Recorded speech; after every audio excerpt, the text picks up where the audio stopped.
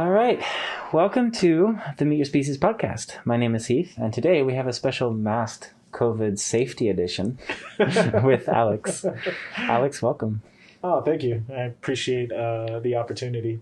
Yeah, this is going to be fun. So I hope the audio is good, but forgive us if not. I think it should be fine. I can hear you just fine. Yeah. But anyways, Alex, we met because of Shrav.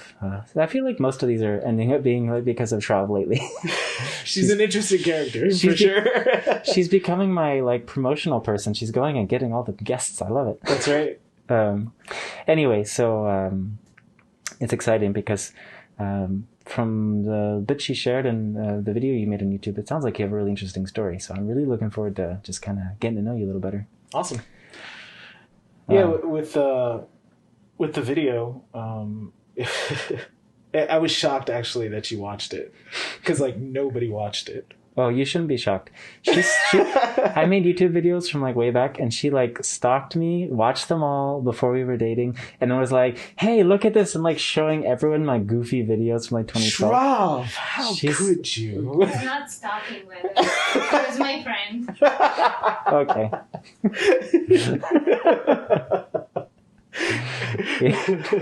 Well, you know what? These days, I'm not surprised by those kinds of behaviors because every new person I've ever met from a dating standpoint, they do look you up. They're going to toss your stuff into Google. They're going to toss your stuff into whatever they can. They're going to find whatever they can on you, and it's not... Because you don't want to go in blind. Right. What if he collects toenails? Yeah. I really hope not. That would be super weird to mention when we get married. Oh, by the way, now that you're moving in. Anyway, on this podcast, in order for people to get to know you better, it's really nice to have some context. Okay. So I like to say it's like when you watch a movie and you learn the backstory on somebody. Sure. And then you're like, oh, I love this person now. Yeah. So if you don't mind, let's kind of dive in a little bit and get to know, first, where'd you come from? That's always been a loaded question for me. Okay. Only because of the way that I look at the question. And and the reason I say that is because, so I grew up in Florida. Okay. And in Florida, I picked this up very early, is that the intention of people typically asking that question is they can find out how they should treat you. Oh. So we don't want to give Florida man as the... Right. I got you. But it's not just the Florida man thing. It's a very, and I'm sure Shrav has come across this, there are individuals that have a particular idea of certain, stereotypes that come with particular regional aspects of things. So in Florida, if you're Puerto Rican or you're Cuban, those people don't mix for whatever reason. I don't know what the reasons are. I don't know what the Civil War was, but for whatever reason, they just don't like each other. Is it a civil war if it's two countries? You know what? It's hard to know. It's hard to know. I just figured that if you are Hispanic of any nature, then you should be rooting for anybody who's Hispanic in nature, especially in a country like the United States where it feels like everything is sectioned off in that particular way. Mm. So where am I from? Well, I was born in Philadelphia. Okay. On a playground is where I spend most of my days. I'm just kidding. I was born in Philadelphia.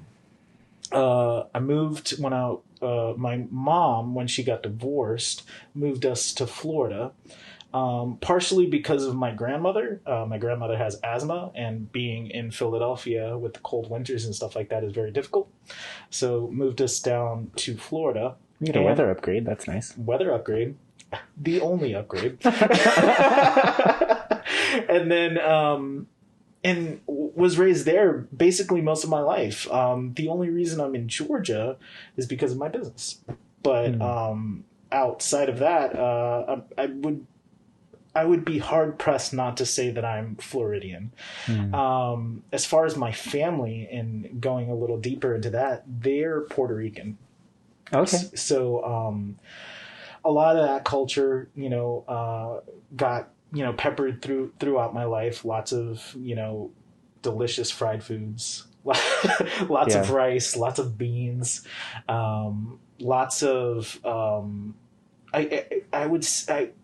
I'd be hard pressed to say that they weren't musical, because there was always music around the house. There was always, lots of emphasis towards, the musicality of things. My dad is a musician. He was a musician his entire life, and my mom used to, be in the choir. So there was always music around. That sounds great. Yeah, I would say that's where the Puerto Rican aspect of things really started to hit my consciousness, I would say. What what instruments did your dad play? Sorry, I was gonna phone check. Yeah, sorry about that. He, from what I could tell, he was mostly a singer. But I think he played guitar as well. Interesting. And this is new information for me, because I actually didn't have much of a relationship with my dad until very recently. Oh, really? Okay. Yeah. And some of that goes further and deeper. A part of that has to do with some of the interactions that I had in the past with him. So having conversations with him lately, what you find from a musician, somebody who's very proud of that, all they want to do is talk about, the heyday. Oh, the good old days. When they actually used to tour, when they actually used to, play music and stuff like that. And he talked about that very, very positively. And my mom said that some of the reason why she even got together with him was because of that. He was very, very musical. And I think that also reminded her of her father. Her father, his nickname in Puerto Rico was La Melodia, which translated is the melody. They would actually call him from afar. They'd be like, Melodia! Like that kind of thing. I used to... there was such a mythology about my grandfather and the way that he kind of moved through life. And I used to tell this story... I totally made it up, but I used to tell this story where people would call La Melodia, and then he would fly in on a chariot that was pulled by two pink flamingos. And then he would come and help you out with whatever you needed, and then disappear, but then show up and need a place to stay. And you had to help him because he already helped you out. Some of that is true. The chariot and the pink flamingo is not. Not so much. Well, I guess if you're in the right part of the country, maybe you could bring those little lawn flamingos. Yes. Which, I always thought if there was ever a time that I would put that to some kind of video format, it would be something cheesy like that. It would be the very plastic, green screens, moving. That's funny.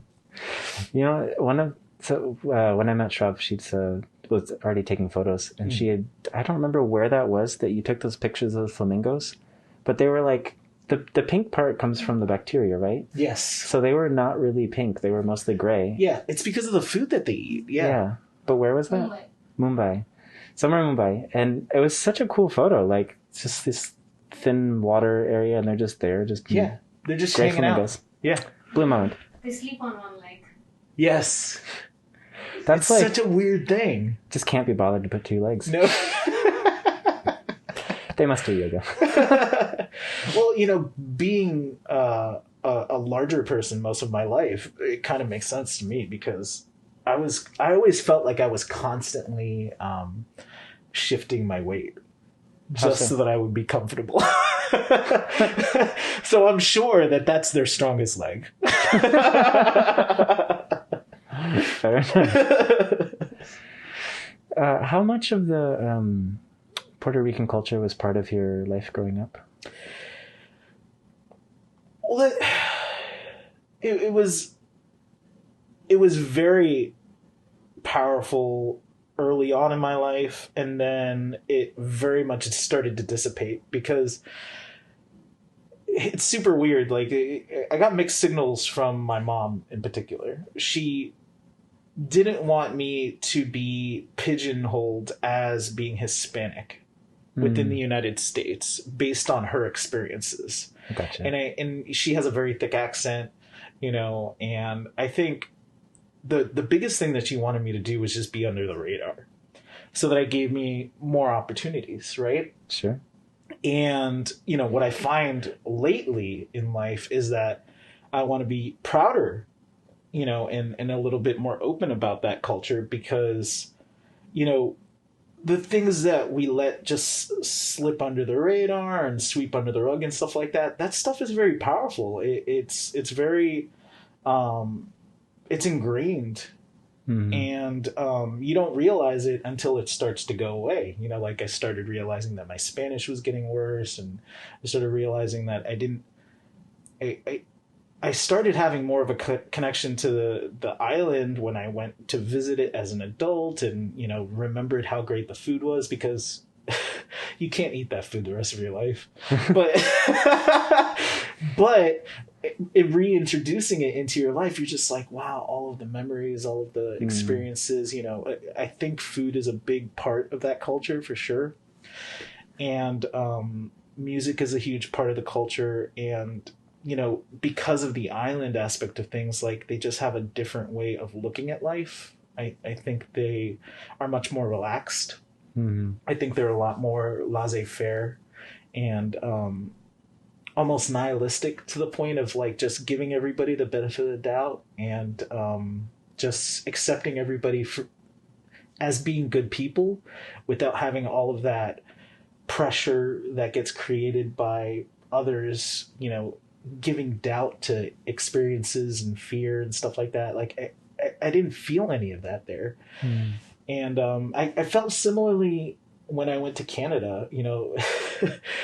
Everybody's so polite. Nobody has it seems like they have very little negative connotations to experiences, and they try not to impose past experiences in a negative light. And that's what I felt, with Puerto Ricans generally. But then again, I could also see the difference too, where being in the United States for a really long time, I think they wanted to be more like Americans. I say Americans. Puerto Ricans are Americans. Yeah. I needed to correct that very quickly, but they just don't get representation because we're awesome, right? Yeah, that's. I mean, why would you give them representation? Because that would only benefit them. That's crazy talk. Who does that? Fools. So it's super weird, growing up in that place where it's who you are as a kid, but then you're pushed further and further away from it just because of the societal nature of things. And I learned it super early on in school too, where it seemed like I needed to be more like other people rather than what I was bringing to the table.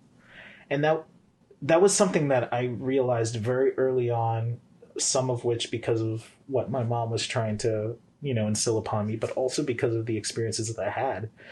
When I was super young, I was much more, olive-skinned, olive-colored, and, very curly hair, so I definitely looked the odd man out amongst, Caucasian, individuals.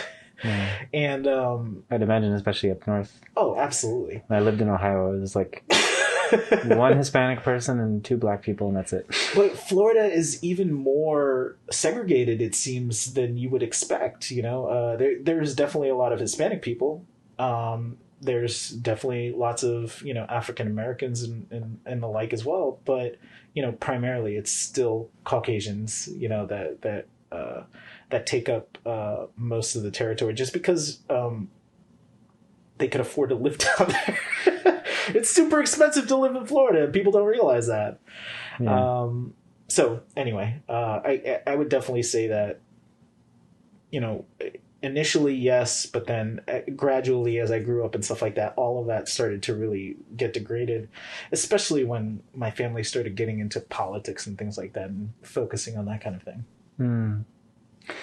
That's interesting you bring that up, because I've noticed only in the last, probably since 2008, did slowly politics become more and more part of the common things people talk about. And now I feel like it's too much, like people just can't talk to each other. Yeah. Which is part of the reason I wanted to start this podcast. Right. So what did you notice as that started becoming more and more a part of the just life? I think what I really started to notice was there was this sense that there was a better way to be and a better way to act, and there were certain things that you needed to attach to in order to, quote unquote, have a good life. And like what? Religion, conservative ideals, this idea of government staying out of things. And I guess a lot of that, I wasn't really privy to it super young, but I was privy to it with, so my mom was arguably the matriarch of the family, but my aunt was really the one that started to impose particular ideas of how we should move politically. And she was the one that, was the first one to graduate college, and she was the one that, worked within, she worked with a great organization called Women in Distress. You mean your aunt? Or your aunt? My aunt. And so I think I want to say that she definitely idolized people like a Hillary Clinton, things like that, initially. But then also her husband, or my uncle, he had a business. And I think when you're in Florida is so conservative, and because of the way that they tax things and because of the way that they treat certain individuals with certain affiliations, it kind of forces people to go a particular direction.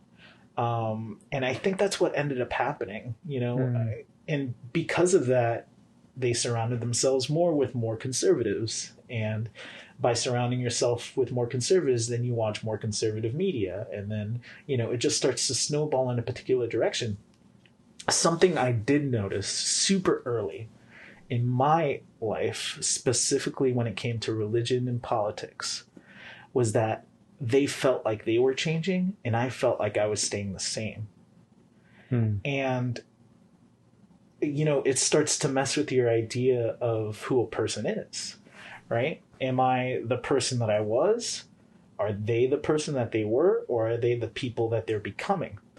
And, as a kid, the answer was always given to you that you need to stop worrying about things outside of Jesus. And I'm not saying that that's necessarily a bad thing, because I don't think religion is a bad thing necessarily on its own. But I think none of these things can be separated from the potential consequences that could be created if you only believe in one thing and you neglect reality. And I think that's a lot of the kind of thing that I was privy to, and it gave me a lot of cynicism and a lot of contempt towards religion and politics early on in my life. And I don't necessarily I don't have negative beliefs about religion. I don't even have negative beliefs about the politics of the current situation. I just think that people need to be more aware of what can potentially manipulate them into being something that is less who they are. And it was definitely my first foray into this idea that something could change you and you may not realize it. Fair enough. About how old were you when all this started happening? I was like really young, like 7, 8 years old. when I really started becoming a bit cynical about things, and mostly it had to do with experiences that I had in church. And my church was a Baptist church. It wasn't Southern Baptist. It was like a Hispanic Baptist church, which is a little bit less aggressive than, normal Christian churches, Catholic churches, and things of that nature. And I remember specifically when I started getting negative feelings. It was a couple of instances. It was 3 instances specifically. The first one was my mom was in choir, and I was sitting with my my friends in the back room. And we would always hang out and play Power Rangers, and I remember we. Which Ranger were you? So I was a big Red Ranger fan. Okay. Specifically because I didn't like the idea of Tommy the Green Ranger coming in and starting to like creep on my girl, the Pink Ranger. That was not cool. That was not cool. And like what? He thinks that he could just come into the school and like just flex his karate? Because he's got like a dragon or whatever? Yeah, because he's got a dragon or whatever. Like, I don't care. And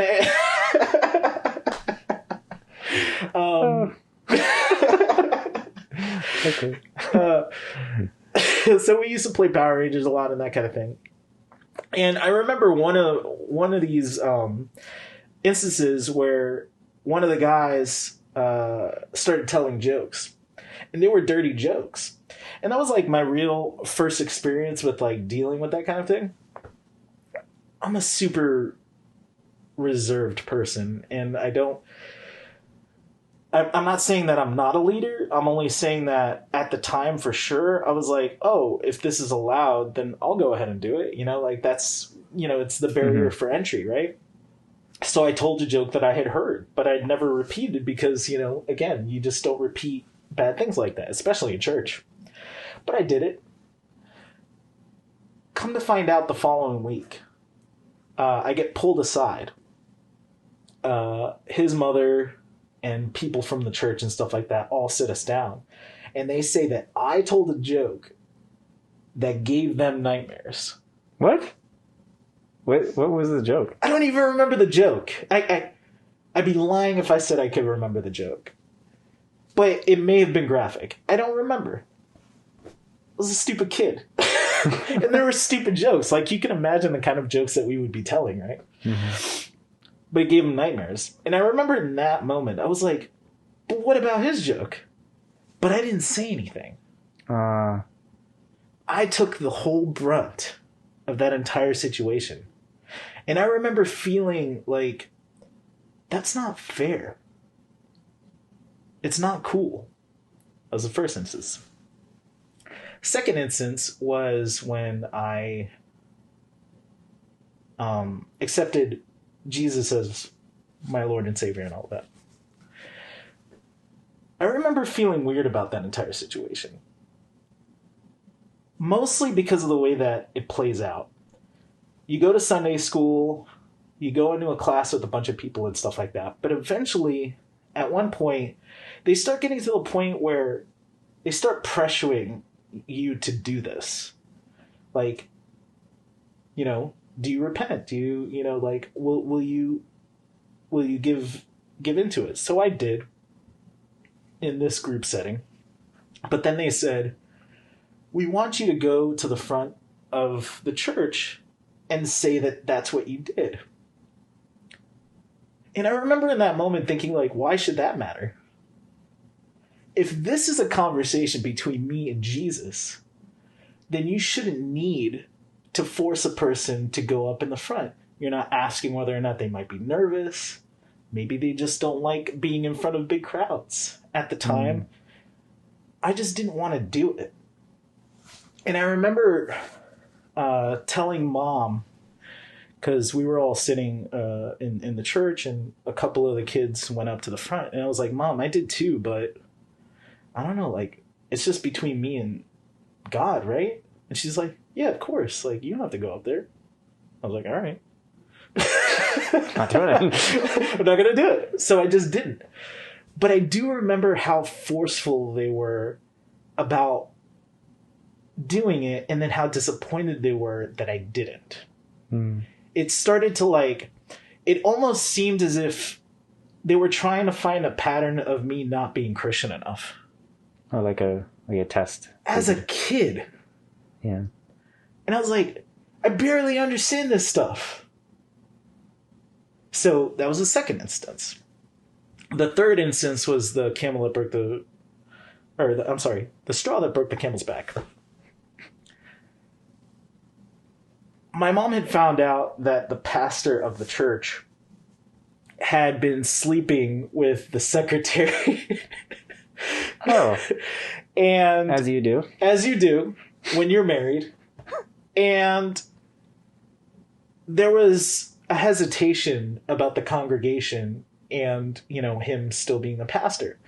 And I remember specifically one day, there was so much of this anxiety going around that she just was like, do you guys want to just stop going to the church?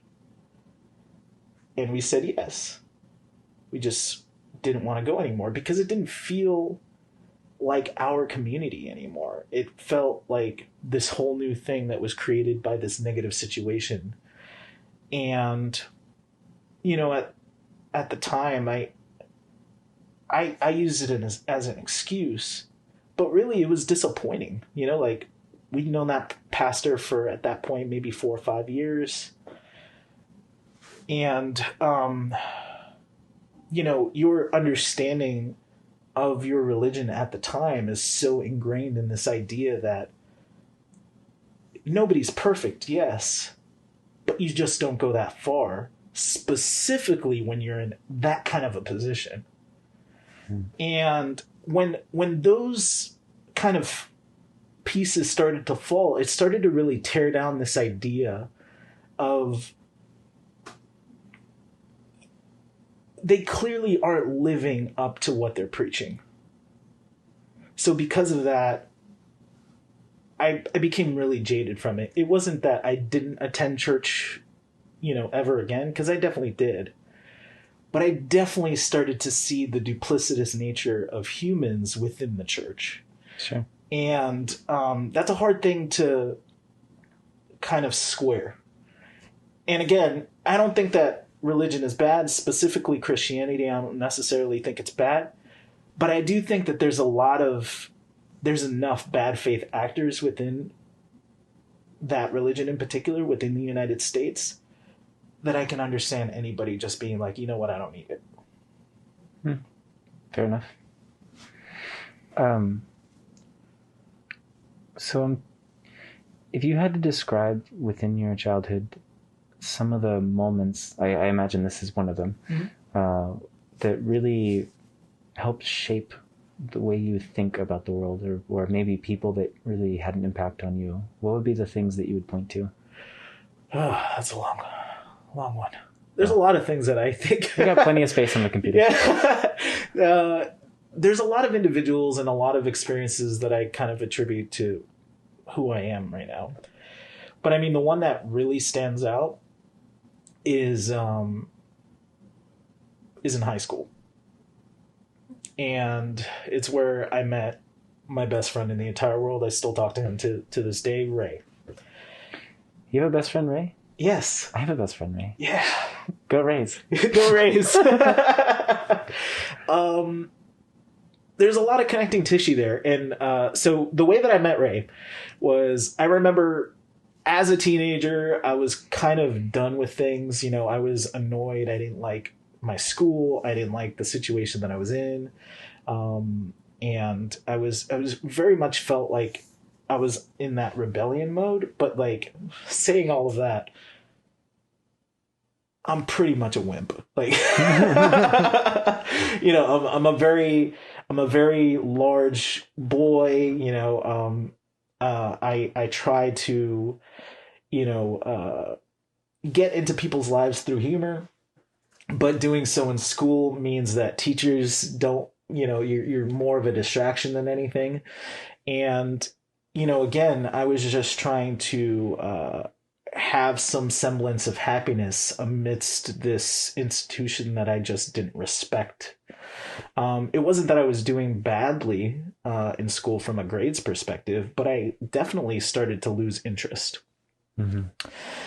So we're having the conversation about a language class. And I go, Ma, I'm not doing Spanish. And she's like, what? Why wouldn't you do Spanish? And I'm like, I think I want to learn a different language. And she's like, what language? And I was like, French. And she's like, why would you learn French? You can't even talk to anybody in French around here. And I was like, it's another language of love. And she's like, you're an idiot. So I take a French class, and in that French class, I meet an individual, Angel at the time. Become best friends, super close. Take another year of French the following year, and that's when I meet Ray. And I meet Ray through Angel. Angel was one of these individuals who was... I wish I was still in contact with, honestly, because she was the kind of person that would look at an individual and be like, that person's by themselves, not talking to anybody. I'm going to be the one to talk to them. Oh, that's cool. And, you know, I think a big reason why I was able to come out of some of the negativity was because of Angel. But keeping me out of the negativity was Ray. And...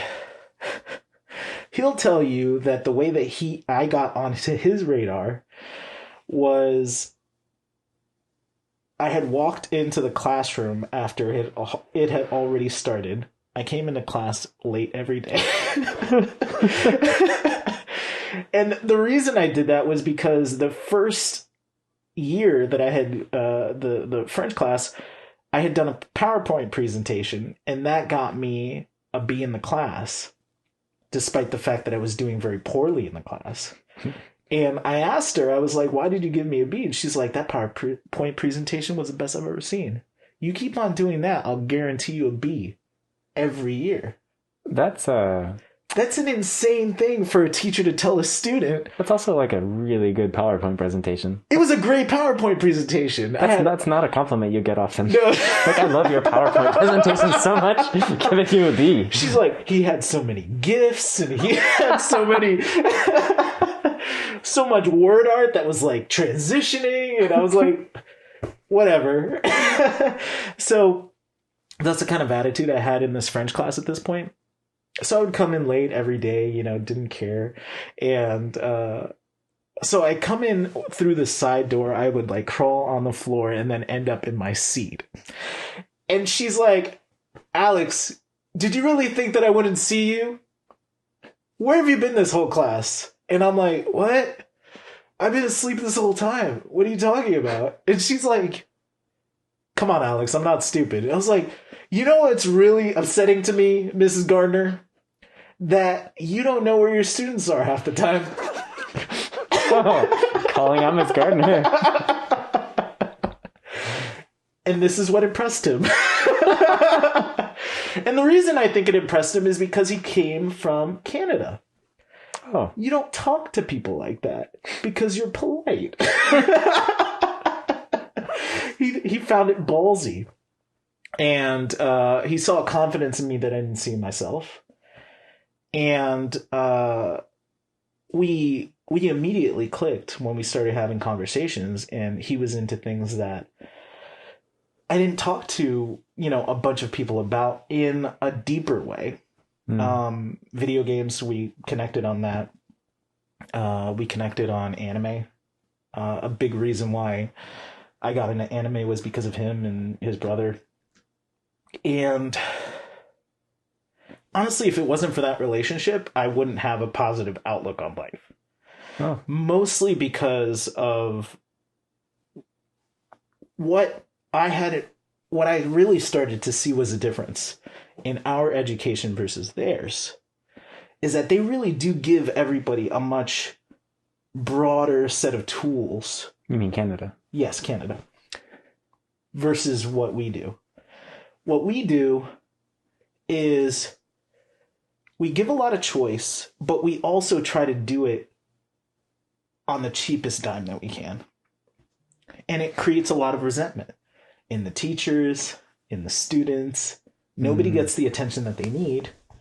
And some people do need very different attention.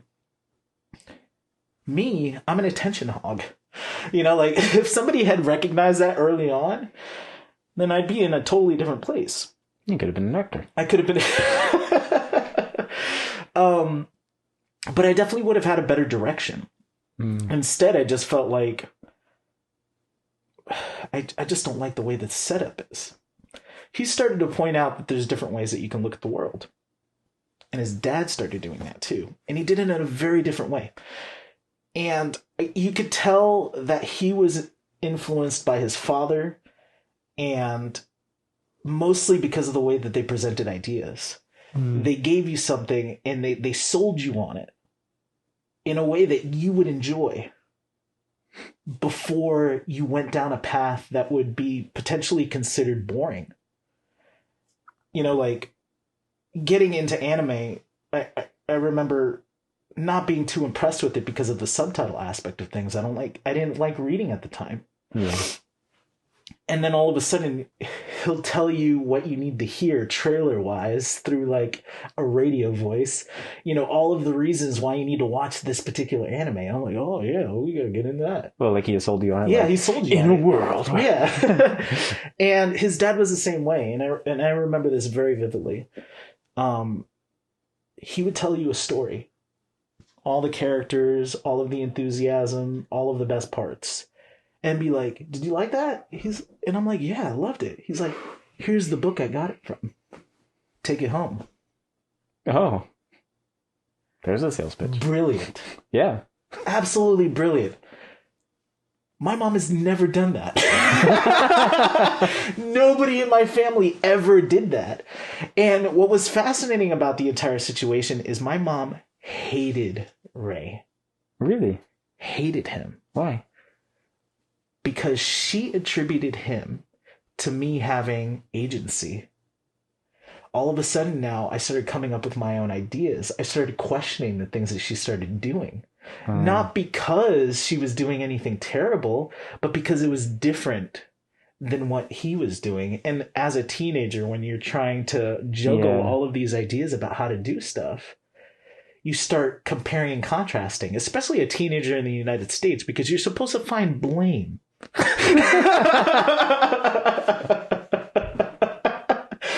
do I blame for this? The French class. So, yeah, definitely Ray. Ray's a good one. Yeah. All right, well, shout out to Ray. What about maybe, was there anybody in your family that you really, some aspect that people might not know that you really admire about them? I admire a little bit about everybody in my family, especially lately. I was thinking about that recently, mostly because a lot of the, I think a lot of the negative attitude that I had towards my family was really just that, growing pains. During a particular time in your life, in everybody's life, you're just going to start seeing that what you're presented isn't necessarily the whole picture. Mm-hmm. And when you're a teenager, for whatever reason, you also think that you know everything. Obviously. 16, I've got this. I got it.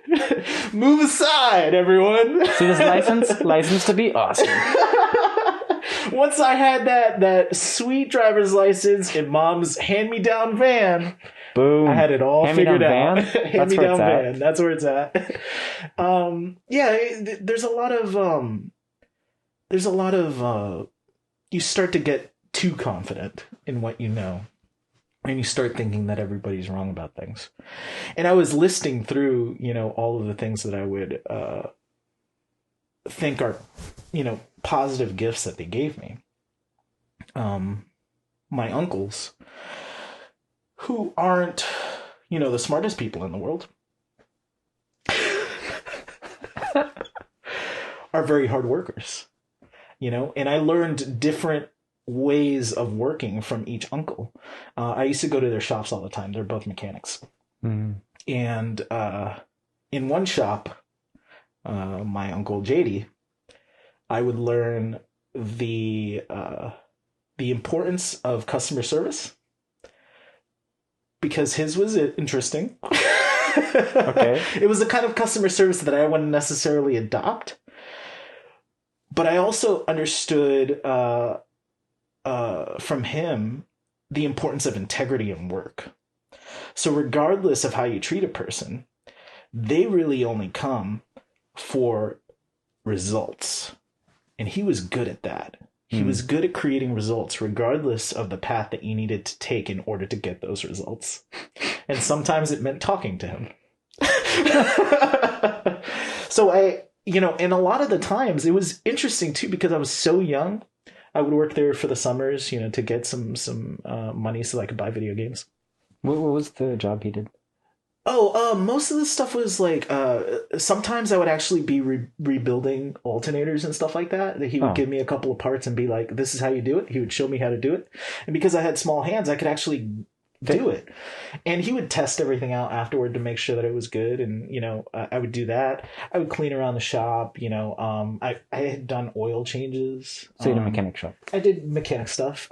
But I'd also deal with customers. And that's what I was good at and enjoyed, and it softened a lot of what he would say and do when they're dealing all of a sudden with the child.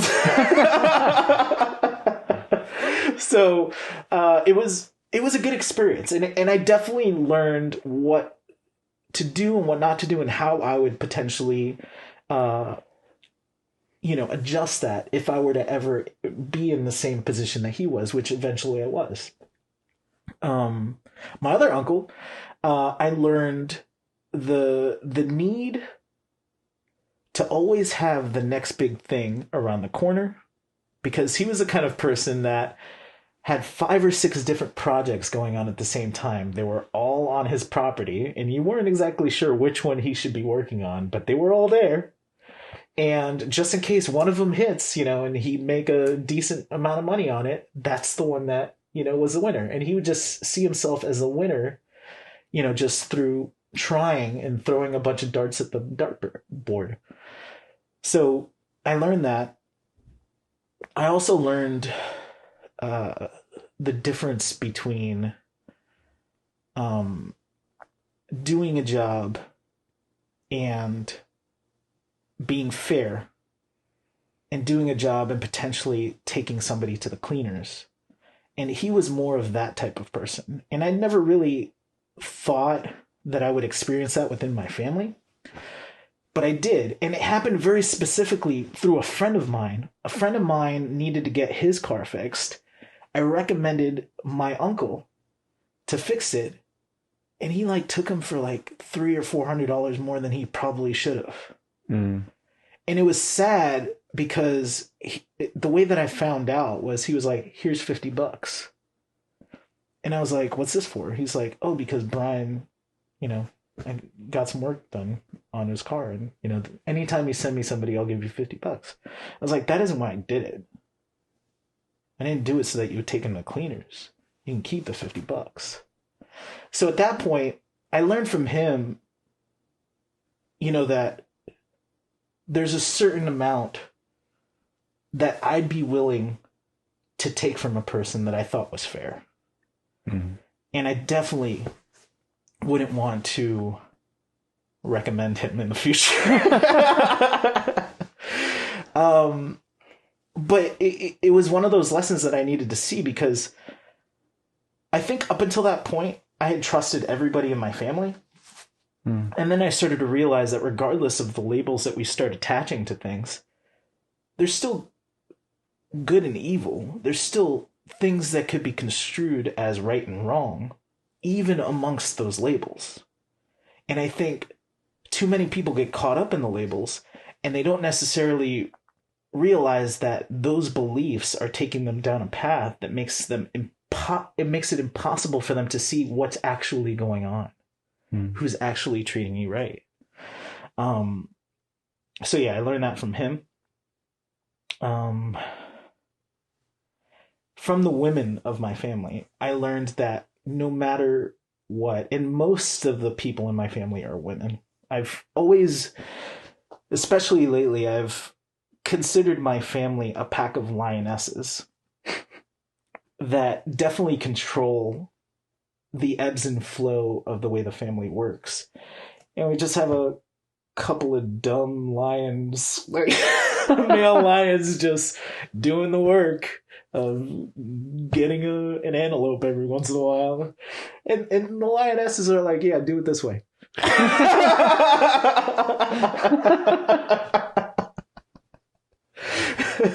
was very much raised by the women in my family, you know. My mom and my sister were the ones that I lived with, and then my aunts.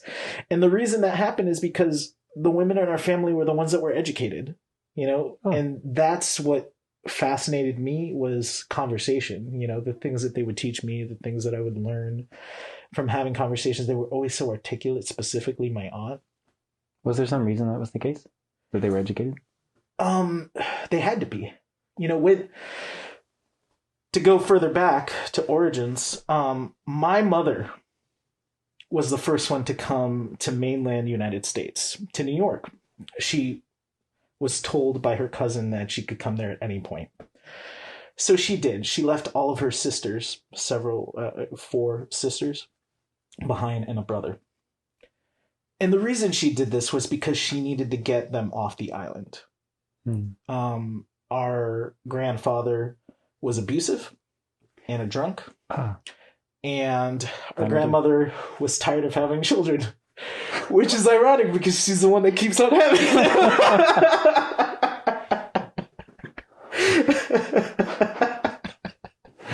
So she moved to the mainland for the purpose of getting enough money so that she could pull them one by one to the mainland, which is what she did. She needed to work. She needed to get an education. She needed to save up money so that she could save the family. And she brought every single one of her siblings over. My mom is like, she's a saint, and people don't give her enough credit. And I come to find out later on in life too, that like she does a lot of things on the side that like she doesn't brag about, but are wonderful things. But that's the kind of person she is. Like what? I found this out later on. She used to work in a deli at the hospital, and she fought for this kid whose name is Alex that she worked with. She fought for this kid to keep his job, and she was like, let me work with him. I'll make sure that he's okay. And then she ends up working with him, and that kid still to this day will contact her and stuff like that with how much of an impact she made on him. And I was like, you mean to tell me that there's an Alex out there that got the mother that they needed?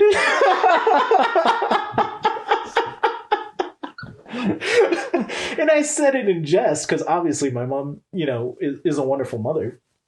But there was like a softer side of her that I had never known about that I found out through that story of her and this Alex. So like little things like that. Alex. The other Alex. I'm going to get him. So, yeah, like that's what she's been a caretaker her entire life. She will probably always be a caretaker to some degree, and I think she still believes that she is. She texts me every morning at 5:30 in the morning. I didn't ask her to. Nobody asked her. She just does. She just does. And I joke every once in a while if there happens to be somebody around. I'm like, oh, it's just mom letting me know that she's alive during COVID. They even make it sound, it's like the movie The Cruise. Yeah. So it's, you know, she's a very caring person. She really is.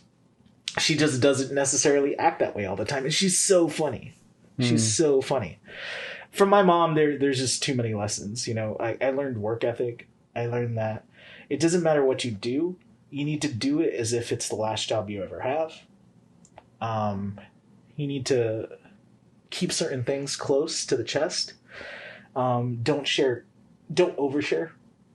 certain aspects of yourself, because again, people tend to bring a lot of assumptions and a lot of negative connotations to the things that you may potentially do. And yeah, a lot of lessons from my mom.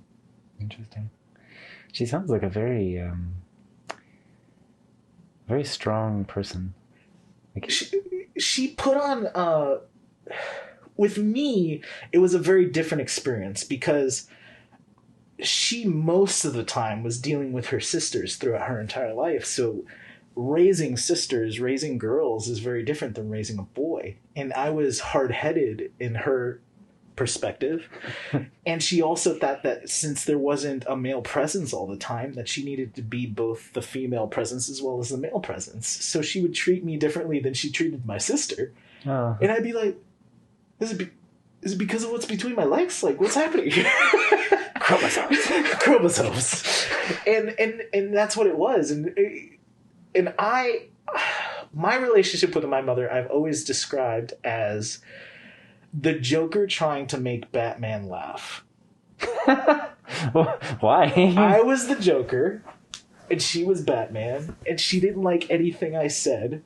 She never laughed at the things that I said, and this was like a recurring theme. And down to like my actual laughter, she just doesn't like it. The way you laugh? The way that I laugh. And like when I found out that she didn't like the laugh, then I would become more exaggerated with the laugh. So it started to become, it would start like, and then it would get to like really like obnoxious because she didn't like it. Like her expression was like actually getting worse as it got higher in decibel. And Poor mother. Poor mother. And she was like, ¿Por qué tú haces eso como el diablo? Which translated is, why do you do that like the devil? So she used to do that all the time. And, you know, that would just make me laugh even harder because she had these little phrases and things that she would toss out where you're just like, where did that even come from? Like the other day she had me and my sister cracking up because she was like, Alexa, off the coffee. Off the coffee. And what's brilliant about that is that, you know, she's speaking in English, but she's using the way that you would say that in Spanish, right? Because technically in Spanish it would be like apaga el café, which means off the coffee. Yeah. So she just, you know, that kind of thing, you know, comes out every once in a while. And I don't blame her at all. English makes no sense. It makes no sense whatsoever. But again, as a teenager, I would constantly be correcting her. I remember one time I corrected her. She was like, "Hi, Alex. You know I don't like watching movies with vampires in them." And I was like, "Vampires? What are you talking about? You mean vampires?" And she's like, "Alex, do you know who taught you how to speak English?" And I was like, Sesame Street.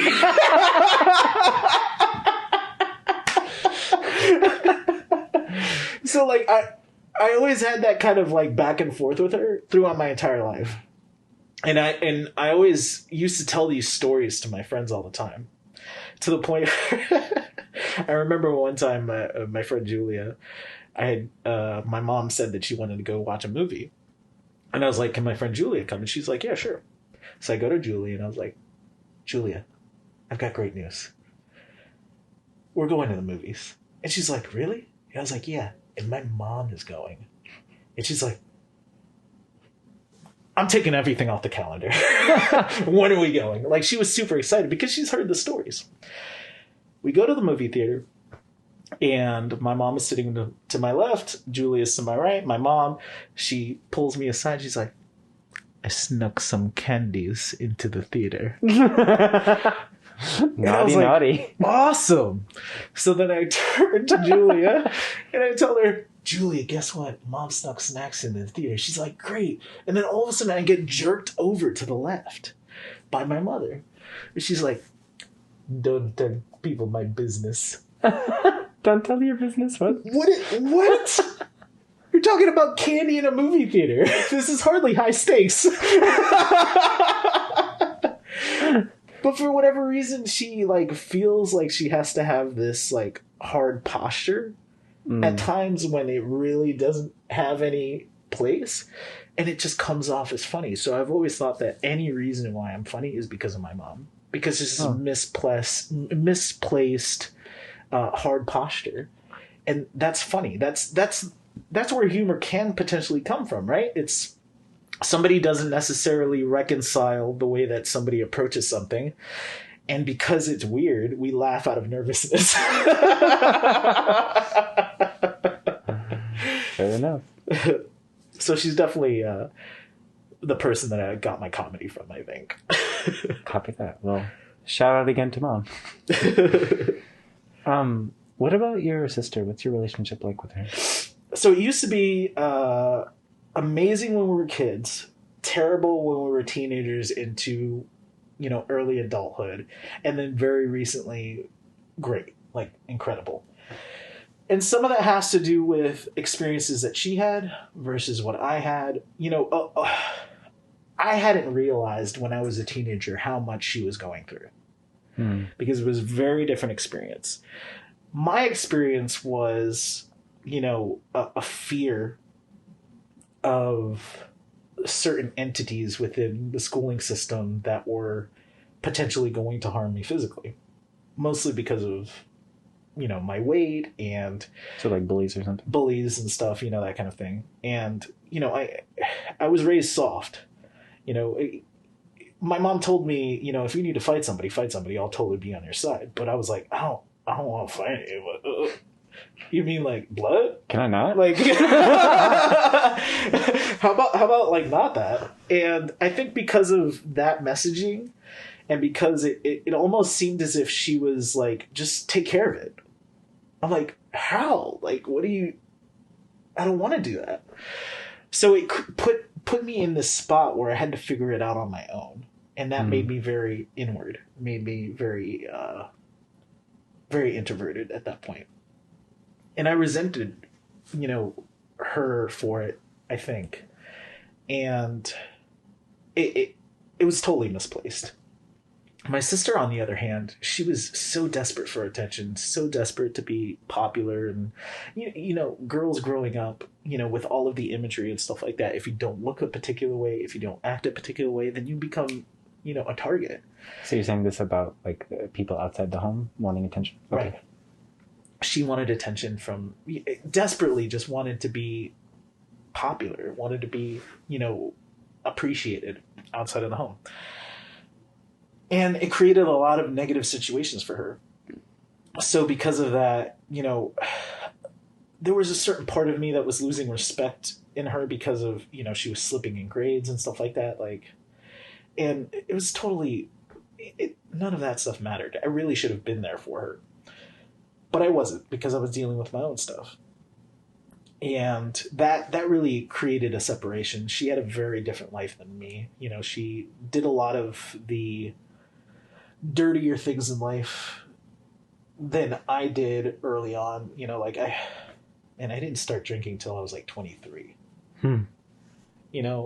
She had already been drinking when she was like 14, 15 or something like that.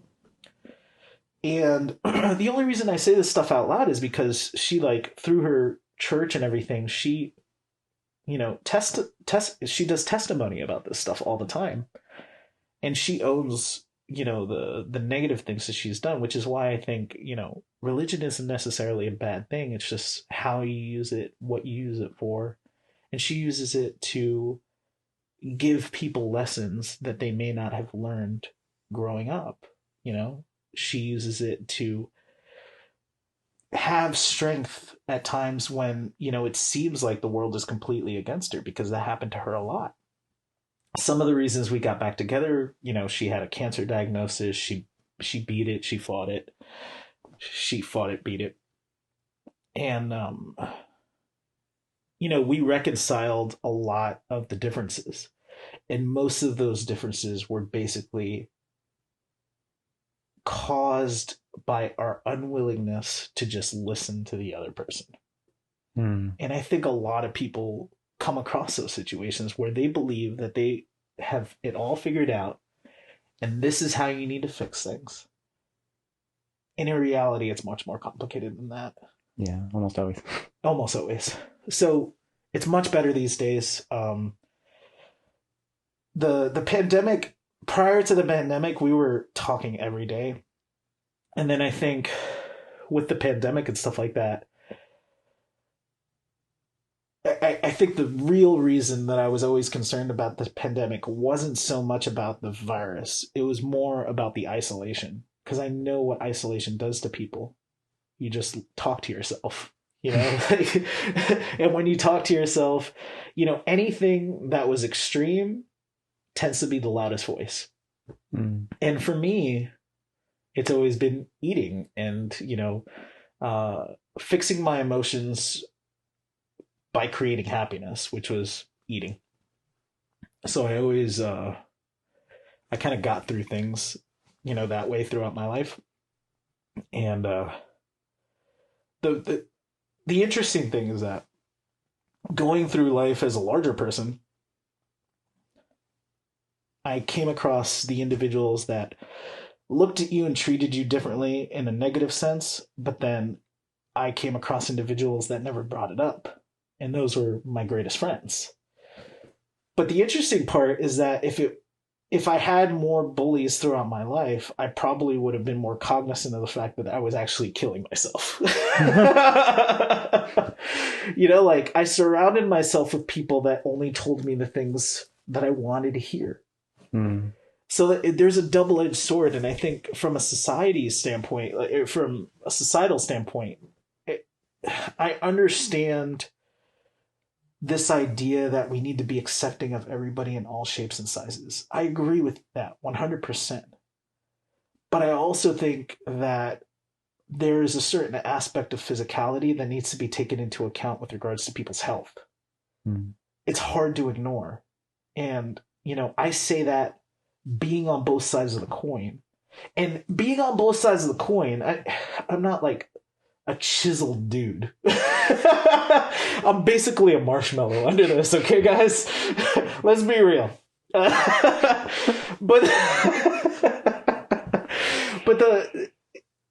the reality is that I find beauty in all shapes and sizes, all creeds, all colors, religions, you know, any of that stuff, right? But we need to be realistic about things too. And when I was 400 pounds, probably plus, I looked at a picture the other day, and I was next to my best friend Ray in Canada, and we were at a Banksy exhibit, and I was standing in front of the thing holding a fake balloon. And to see the contrast of size between one person and the next was shocking to me. I couldn't even believe I was that big. And you know, it's easy for people to just get lost in just trying to put a Band-Aid on things when really you need surgery. And that's what I did with food for a really long time. So since we kind of came into talking about weight, you brought this up quite a few times. So Sure. Could you just, what has your experience been like? Is like, I've never been overweight. Sure. So I really don't know. I don't think I can know unless you go through it. Yeah. So I lost weight 2 times. The first time, and I've acknowledged this, I basically became a different person for a couple of reasons. Number one, people treat you drastically different. You just know when you're attractive and when you're not at that point. And that sudden reality shift for a person that is cognizant of reality shifts messes with you. It does. It became to the point where I hated people. Reason being is that I knew that they were looking at me for what I was physically before anything else, before uttering a word. Nobody knew who I was. And then all of a sudden I was getting treated a particular way by different people that had never noticed me. That's a messed up thing to all of a sudden realize. So that messed with me. It caused me to just balloon back the moment that I was on my own again, because again, on my own, what happens is that any habit structure that you've created, it's the one that just takes over again. It's the easiest thing for your body to do. It's the easiest thing for your mind to do. Because again, it goes for comfort.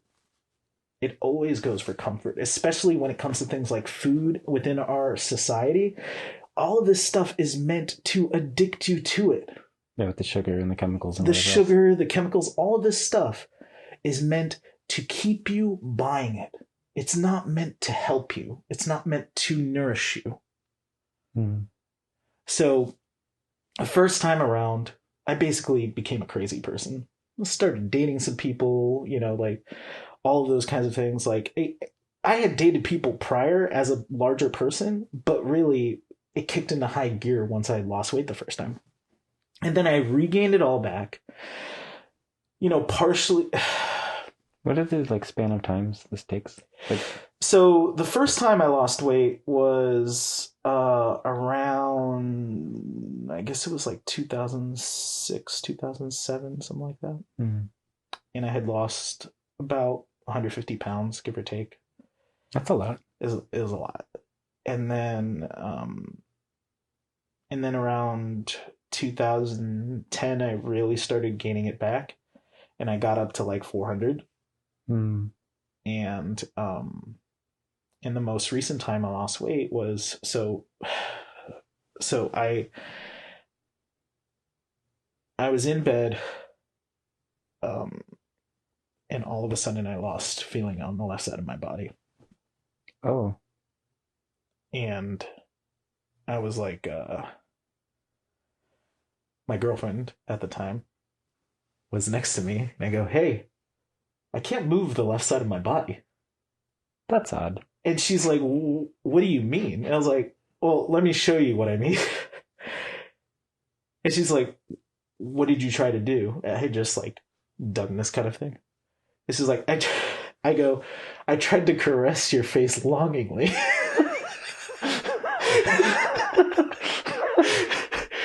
She's like, "What does that mean? What are you talking about?" I was like, "I can't move my left side." Could you feel it, or you just couldn't move it? I couldn't. I could feel it, but I couldn't move it. I was telling my body to move, and I couldn't do it. And I tried to get up. I couldn't do it. I started freaking out. I was like, "Oh my God, am I paralyzed on the left side of my body?" So there's a lot of things that happen. First of all, I start freaking out. I start crying. I was like, "Oh my God, I'm never going to be able to walk again."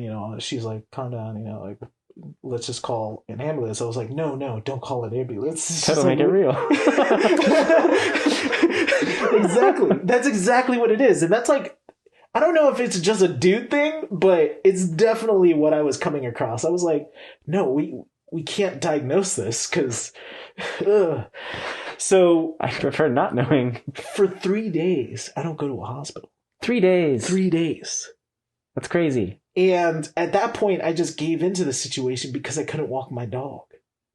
Oh, well, so the dog saved you. Yeah. Literally. I was on the second floor and I couldn't get up and down the stairs. Forget the girlfriend. It's the dog. Yeah. This is why we broke up. This is why. She was she's the most wonderful person. I could do an entire podcast on that.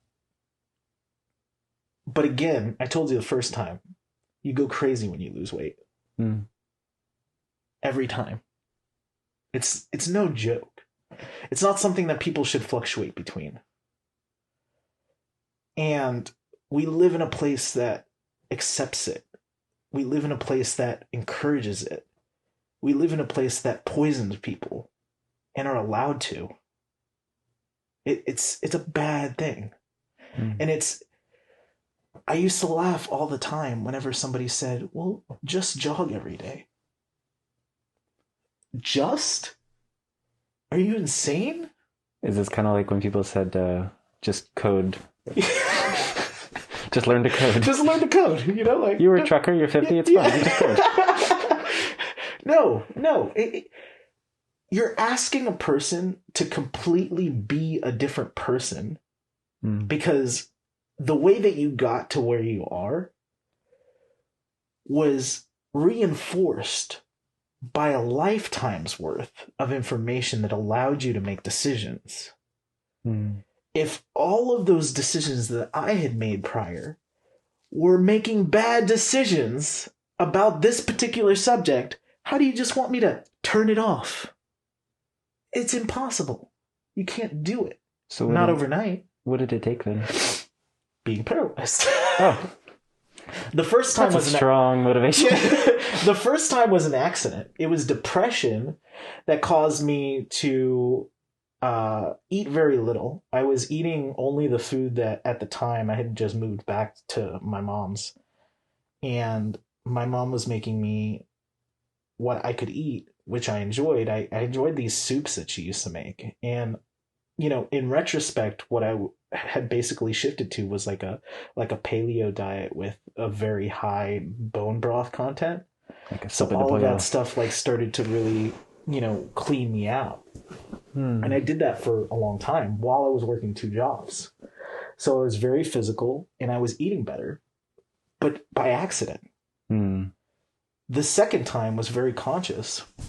And what it took was, by that point, I started adopting this idea of anger towards the system. You know, before we get to that, what happened? You're paralyzed. You left us hanging. I didn't finish that. So I was paralyzed. We finally go to the doctor. They were like just as shocked as, you know, my girlfriend was about the fact that I had showed up 3 days after it happened. They were like, this could have been a stroke. It could have been way worse. And they didn't know what it was. So I ended up staying there for about a week and a half before they would give me any kind of answers. And what they suspected was I had an autoimmune disease, MS. Oh, with multiple sclerosis? Yes, okay. That's correct. And basically what it means is that your body is so overworked from an immune system standpoint that it starts to actually attack your cells as well.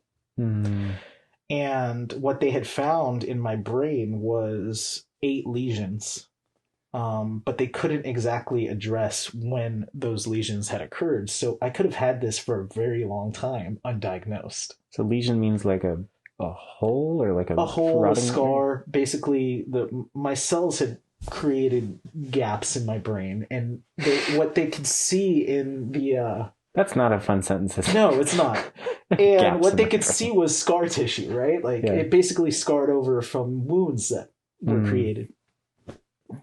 So when you get told something like that, you know, like you freak out, you're like, well, what does that mean?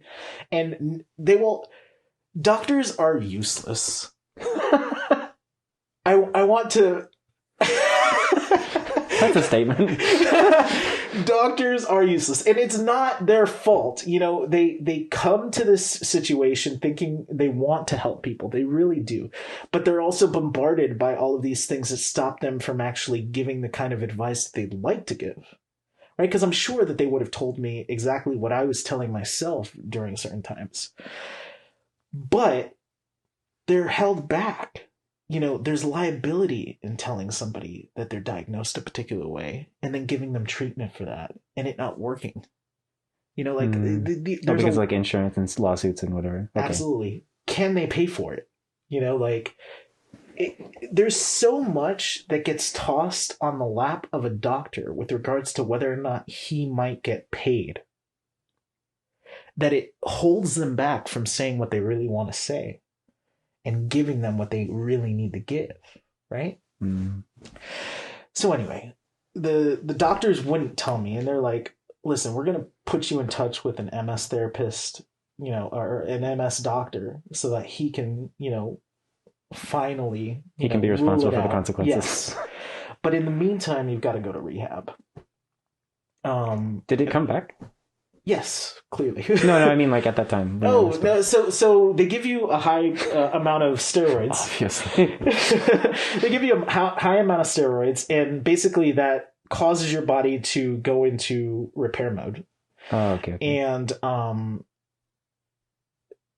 in doing that, I started getting feeling again. And, they were like, but you still need rehab. And, I definitely needed it because like I was limping around. My arm wasn't perfect, all of that. So I was there for probably about a month. But during the process, I was in the hospital and there was a lot of little things that started to really aggravate me. And this is the energy that I needed in order to decide to lose weight. Every meal, they brought me a dessert. Oh, at the hospital. At the hospital. Sweet. And like, I had already started in my mind thinking, I need to lose weight. Like the only way that I'm going to fix myself from a mobility standpoint is by getting to a weight that can move around. And I need to strengthen myself. So I started, I'd done this research, over the years, and I'd started putting it together, and it really started to culminate into this resolve, right? And the anger that I started to develop because of that, because they were bringing me desserts, like to the point where I asked to talk to the dietitian that had prescribed me this food. Who prescribed pudding? Yeah. Like, why? So then she comes around and I was like, so what's the deal with the desserts every time? And she's like, well, what do you mean? I was like, do you think I need one? And she's like, well, probably not. But we have guidelines, 2,000 calorie diet. And I was like, yeah, that's under the assumption that that person's moving around. I'm laying down all the time. And she's like, well, and I was like, it's because you have contracts with food companies and you have to disperse this food, right? Mm. And she's like, well, I can't say that. And I was like, but can you that's nod what your it head? is. Like you saying nothing confirms this. So it was little things like that where I was like, again, going back to that, trainer that one day told me like, listen, this is what you need to do. I'm like, no, that's not the only thing I need to do. I need to fix my mind, to be able to discern, what's right and what's wrong for my body, right? Like you guys were talking before, it's like you need to listen to your body. And that was definitely something that I wasn't doing for a very long time because once you get that large, you become numb to all effects that food gives you. Right. And in retrospect, I'm thinking, man, like my bowel movements were ridiculous. Or like I was always getting headaches after eating this. Or like, like you start becoming in tune with what was actually going on, yet we ignore because nobody thinks twice about a fat man eating that much pizza. Right. It's probably fine. It's probably fine. So go to rehab, start losing my mind. Because going to rehab, when you're talking about a comprehensive center, the way that they had recommended, rehab means like physical rehabilitation. Physical rehabilitation. But they wanted me to go to a comprehensive place where I was basically there 100% of the time. And it was their recommendation, but also ultimately my choice because I didn't want anybody else to have to take care of me, specifically my girlfriend. I didn't want her to have to lug me around on top of her doing her PhD program and taking care of the dog and all of this stuff. And she was also overweight too. So it was too much for anybody to take on. So I didn't want her to take the responsibility. So I was like, yeah, send me to I start immediately losing my mind because I'm in a place where I'm literally the youngest person there and they're praising me for how quickly I'm getting better, but I'm like, I should be getting better because I'm younger than everyone here. Like, what? How is that even praise? Cold star. Yeah. Great for being younger than everyone else. But like literally the conversations I was having with people, and they were very nice conversations, were with senior citizens. And I was like, is this my life already? Like I started doing the math and I was like 35. I was 35 at the time. And in 15 years, I'm going to be 50. What? I'm already going to be bedridden? Like these are things that don't necessarily connect with everybody because the way that they present things, let us do as much as we possibly can because, again, that's also what we get paid for.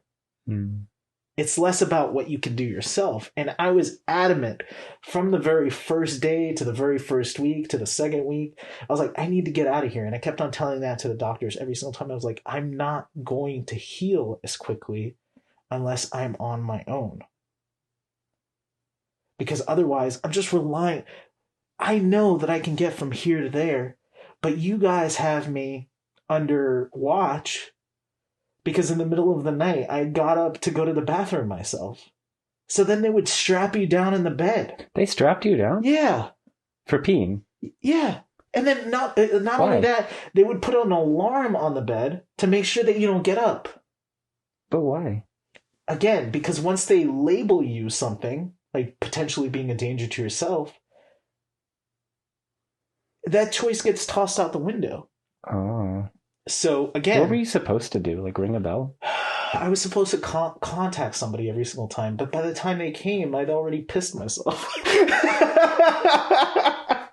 You know, like when you're large, you pee a lot more too. You know, like there's like more weight on the bladder. Yeah, more weight on the bladder and everything, and you know, and there's certain natural behaviors that you're going to have in the middle of the night to go to the restroom, right? So I was just like, I know I can get there. Like, what's the big deal? I don't want to bother anybody. So I got up a few times, and then they put an alarm on my bed.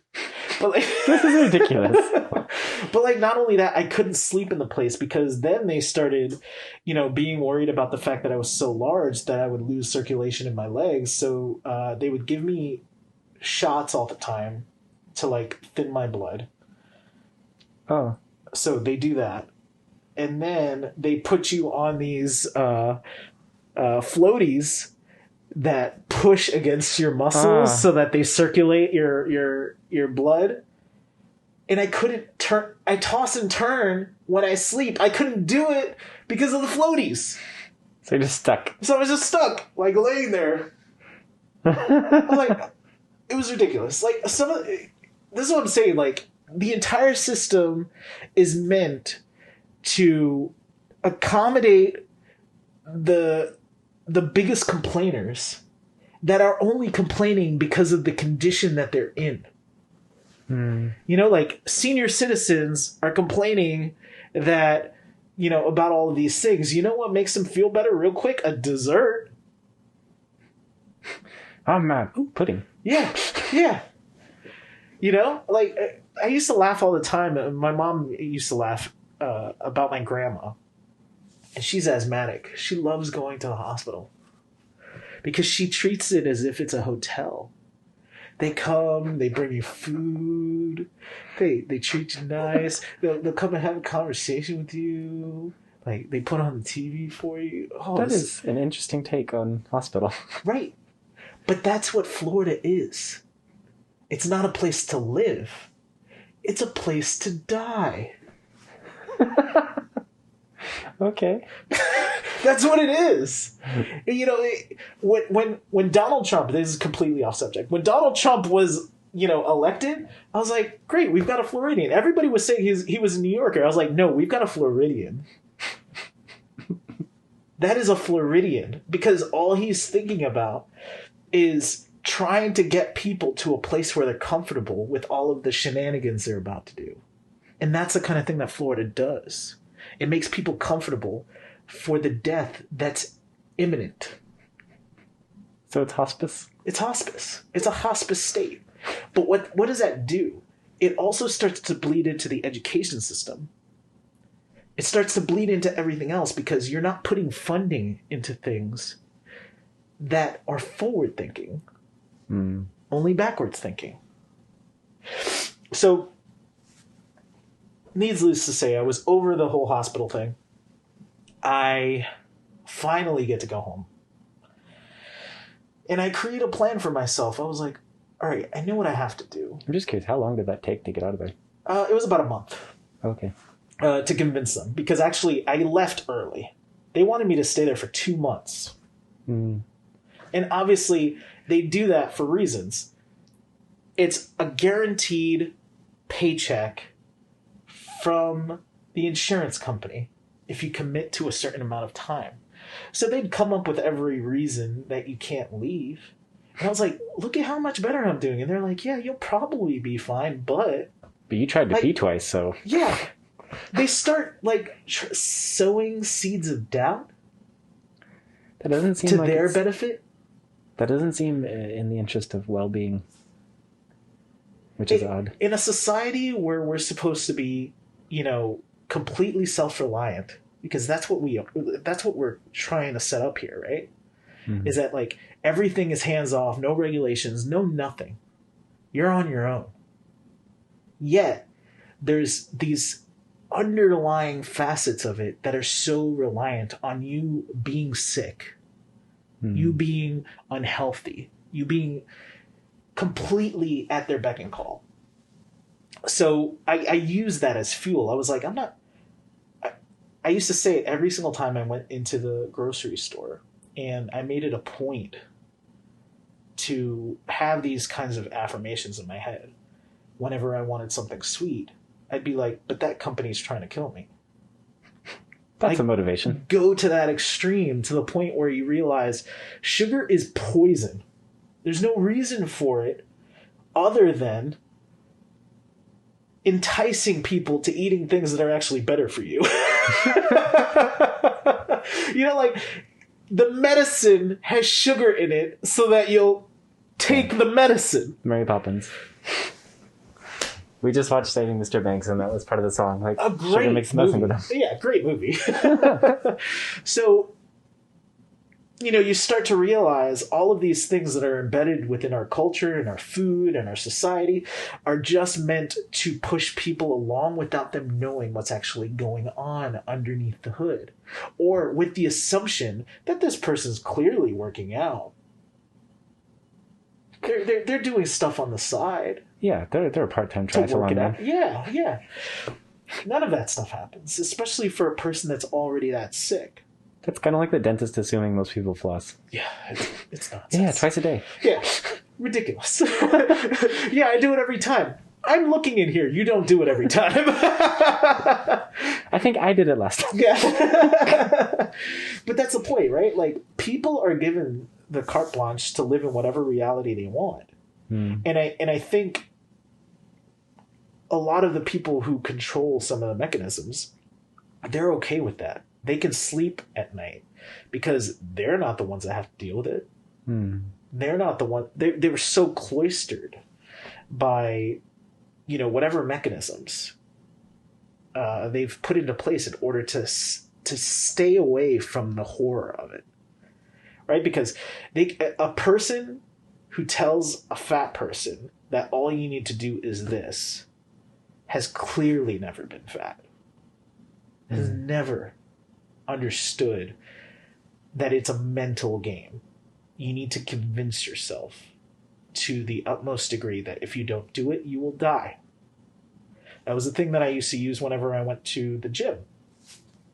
I feel better when I leave. That puts the condition that I have to go and I have to stay in order to leave. A young lady at the gym, because it was a very visible transformation for them. I had gone there when I was I think I was 300 pounds at that point. I had already lost through diet first, which, by the way, that's the first thing. Everybody needs to focus on their diet first. Like before you do gym. Before you do gym or anything. Don't bother with any of that. Focus on the diet first. And then go to the gym once you've lost some weight. And it's a mental game, diet, then gym. yes. And then this young lady comes up to me. She's like, wow, I really want to lose 5 pounds. But I just can't stop drinking. And I was like, well, that's your problem right there. And she's like, well, what do you mean? I was like, I want to lose 100 pounds because otherwise I'll die. That's a different conviction. It's a very different thing. So you're never going to lose the weight until you realize that you've put a but that you're unwilling to change. So, that's the kind of thing that people have to deal with all the time, and they don't realize that the words that they say, the things that they think, the things that they've been conditioned to think, are actually the things that are stopping them from reaching any of their goals. Interesting.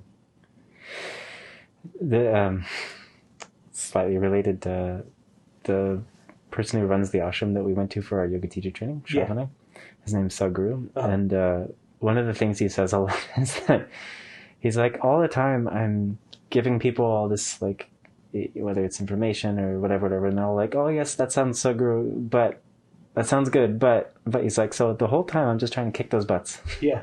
That's it. Yeah, seriously. People don't realize that they do that all the time. And they do it in so many different facets of their life. And what the but is you deciding that you don't want to learn more. You don't want to be a piece of clay that everybody should be. Like, you need to move with the ebbs and flow of life so that you can realize that it's not static.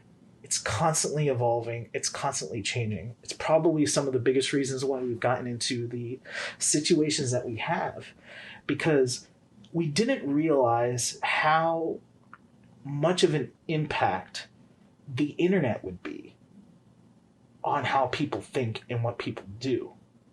Mm-hmm. And now we're talking about it in a sense of like, well, this is something that needs to be regulated or potentially needs to be minimized in people's lives. And I've adopted that to a certain degree. Do you know how much of a struggle and a frustration it was to come to this realization prior to the pandemic? And then the pandemic hits, and the only thing that you can rely on is the technology that you're trying to stay away from. Just when I think I'm out to bring me back. Yes, that's exactly right. Yeah. That's exactly right. So it's like, I'm trying to curb these addictions, yet a moron in office makes it so that for several years we're going to be stuck. Just because of stupid nonsense about masks. We're calling it a hoax. And what did he say? Like, injecting nonsense in your veins? Injecting bleach, like disinfectant into your veins? Like, what are you doing? Again, I don't have a problem with religion. I don't have a problem with systems that people believe in order to be their best selves, if that's what they're trying to do. I'm not a fan of it being used against people so that they do things that they don't realize are actually evil. And that's what it seems happened. I'm a third-party observer of a lot of this stuff, but that's what it seemed to happen. It used people's beliefs against them because everything that man did seemed anti-Christian. Well, yeah. Minus saving babies. Like,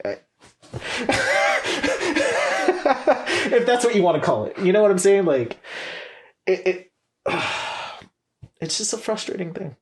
Yeah. But again, we were put in a position where that's all we saw. We were surrounded by this thing that was bigger than us, that was controlling our lives. And, again, that plays into the mental health aspect of things, which I think was a much bigger issue. A much bigger issue than is probably being addressed even to this day. Oh, yeah, I'm sure. I mean, even just doing this podcast, I found quite a few people that I've been talking to have dealt with depression and suicidal thoughts and things that I wouldn't have never guessed. Yeah. And those aren't the kinds of conversations that we're supposed to have with people according to the past. Brush it under the rug. Yeah. Brush it under the rug. One of the things that frustrated me the most of my ex's family is that they didn't believe in psychiatry at all. They didn't believe in conversing about people's feelings and things like that was necessary. All you needed was to believe in God. How'd that work? Again, like once you get put into this position where you've already got the choice, you're just neglecting to use it. And you're creating this alternative that is different from what I've been taught. Then now all of a sudden it becomes an issue, right? And there's science behind having conversation to get things off your chest and to, what people don't realize is that, therapy and things of that nature, that's just having a friend, somebody that is unwilling to just give you what you want to hear and is always giving you a counterpoint. That's what people need. They need to have counterpoints in their lives in order to know what's real and what's not. It's healthy. It's like the foundation of critical thinking. Yes. And that's something that we're trying to degrade. The idea that we're going to change the education system so that certain things aren't taught. Like that 1776, was it the 1776 project or whatever? I don't. But this has been going on for years. For sure. The school board is like Texas, right? There's some area where they control the books. Yes. And I just don't get it. Like it was in Florida. I talk negatively about Florida, but if it wasn't for my history teacher, his name was Mr. Majeri. And he was one of the few teachers that I respected because what he taught was the alternative to the history books lessons. Like he was the first person that told me that Columbus was a genocidal lunatic. You mean the truth? Yeah, the truth. Correct. And Columbus Day. And he was blatant about it. He was like, listen, this is what the textbook says. We're also going to read this book. And he would give you alternatives. He would tell you what was actually happening. He showed us a lot of movies. But the reason he showed us a lot of movies is because a lot of those movies have a tendency to be more honest about what the history books were talking about. And he would give you, the details of what was made up and what wasn't and stuff like that. And it was through him that I took a class that was truly remarkable. It was my first AP class. It was called The Warren Commission Report and the Assassination of John F. Kennedy Jr. That was the name of the class. Oh, a class just about that. Yeah, just about that. And the reason that he thought that it was important for that kind of a class to exist within high school was that it, again, taught us how to write, to the government in order to take advantage of the Freedom of Information Act. We got so much information from the Warren Commission report and stuff like that, and we were supposed to sift through it and, be critical about the information that was provided to us. We saw tons of information about the Zapruder film and all of those kinds of things. And, we were meant to make decisions on our own based on what we thought was going on and whether or not that report actually reflected to what might have actually happened. And those were important things to learn because it gave us a healthy understanding that there will be people that are in power that will lie to you. It's possible. Not only possible, it's very likely. Very likely. So because of that reality, we need to make individuals that can constantly reflect and constantly look at things and potentially have a better understanding of whether or not they're being lied to. So if it wasn't for classes like that, or Ray was another, proponent of that kind of thought process because he was always telling me how things went in Canada versus how things happen in the United States. And he was like, yeah, we don't do things like that. I was like, why? He's like, because like the first thing is like, we have to care about people, right? You'd think so. You'd think so. But again, like, I'm totally for freedom. I'm totally for certain aspects of capitalism for sure. Because I think that there's power in that. It definitely allows certain voices to come out that wouldn't necessarily have come out. But again, that's still hoping that those voices will land on individuals that have been dumbed down through such a long period of time. Mm. And those were a lot of conversations that I was having in high school with my friend from French class. And he wouldn't have started talking to me if I wasn't late to class. Like, it's such a weird origin for such a mature perspective. Mm. So, you know, there's a lot of things that I think we suffer for needlessly. And it's all because of conditioning. It's all because of conditioning. You know, it's the food that we eat, it's the things that we watch, it's the stuff that we look up online. Everything is a channel as opposed to, you know, an understanding of what reality actually is. You know, the fact that people watch reality TV and think that they're actually being informed in some way. There are people that think that. They think Snooki's like, that's the way everybody in Jersey is. Yeah. My sister started watching a lot of like murder mystery stuff and like, you know, serial killer stuff and all of these kinds of things. I was like, why are you watching that? And she's like, I don't know, like I find it fascinating. And I was like, yeah, but you're also going to be freaked out of your mind every single time you leave your house. Well, for me, the ones that kill me are like the unsolved mysteries. Yes. Like, why does it have to be an open-ended thing? Yes. Constantly on your feed. Yes. And like the Tiger King thing. I didn't watch it, but everyone's told me so much about this thing. You don't need to watch it. You don't need to watch it. And it sounds like a train wreck. Oh, it's a disaster. This is a disaster. I was watching it and I was like, I guarantee you these guys have some kind of connection to Florida. And they did. They have a connection to Florida. But like, not only that, it also shows you that there are other parts of the United States that are meant to be dark spots so that people can do whatever they want. Mm-hmm. And that's a really sinister thing that I think the United States is going to have to come to grips with. And like the fact that Atlanta is one of the hubs of sex trafficking and stuff, or human trafficking, whatever it is. Yeah. Like, it's not something that gets addressed on a daily basis because we're talking about what Trump tweeted. Thank God we don't have that problem anymore. Right. But that was the reality, right? And to a certain degree, we're still under it until like there's some kind of reconciliation with regards to behavior. Like it frustrates me being in a world where everyone is held accountable except for those who just have enough money. Yeah.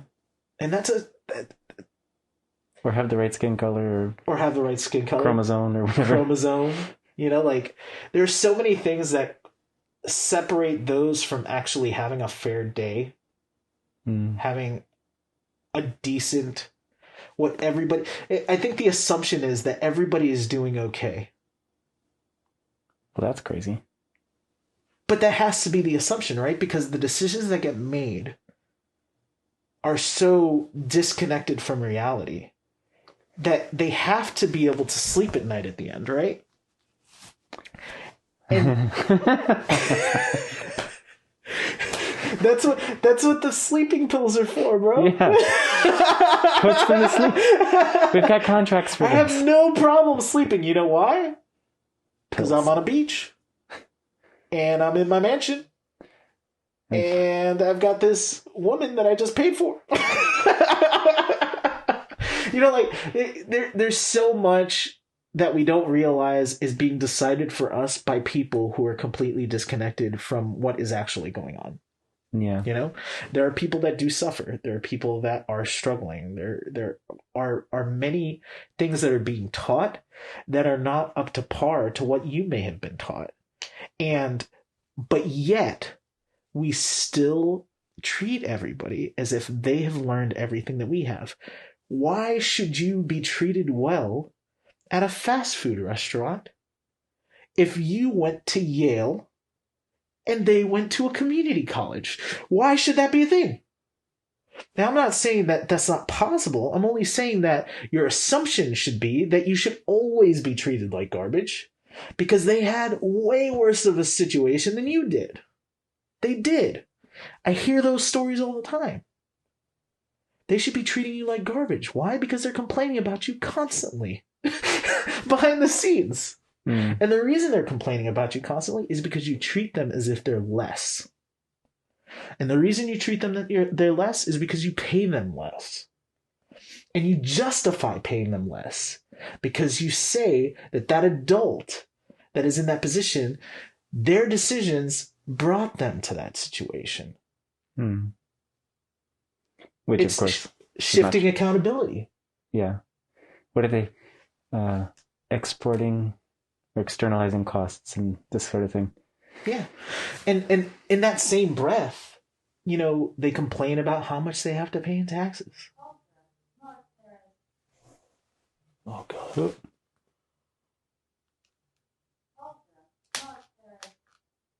Oh, sorry. Screenshot. That was face. You know, just for people that couldn't see, on the phones now, like whenever Shrav calls me, this face comes up, right? Yes. So you just took a screenshot of his face. So just I got a call from one of the greatest people in the world, but I needed to silence that. Yeah, it's just a super.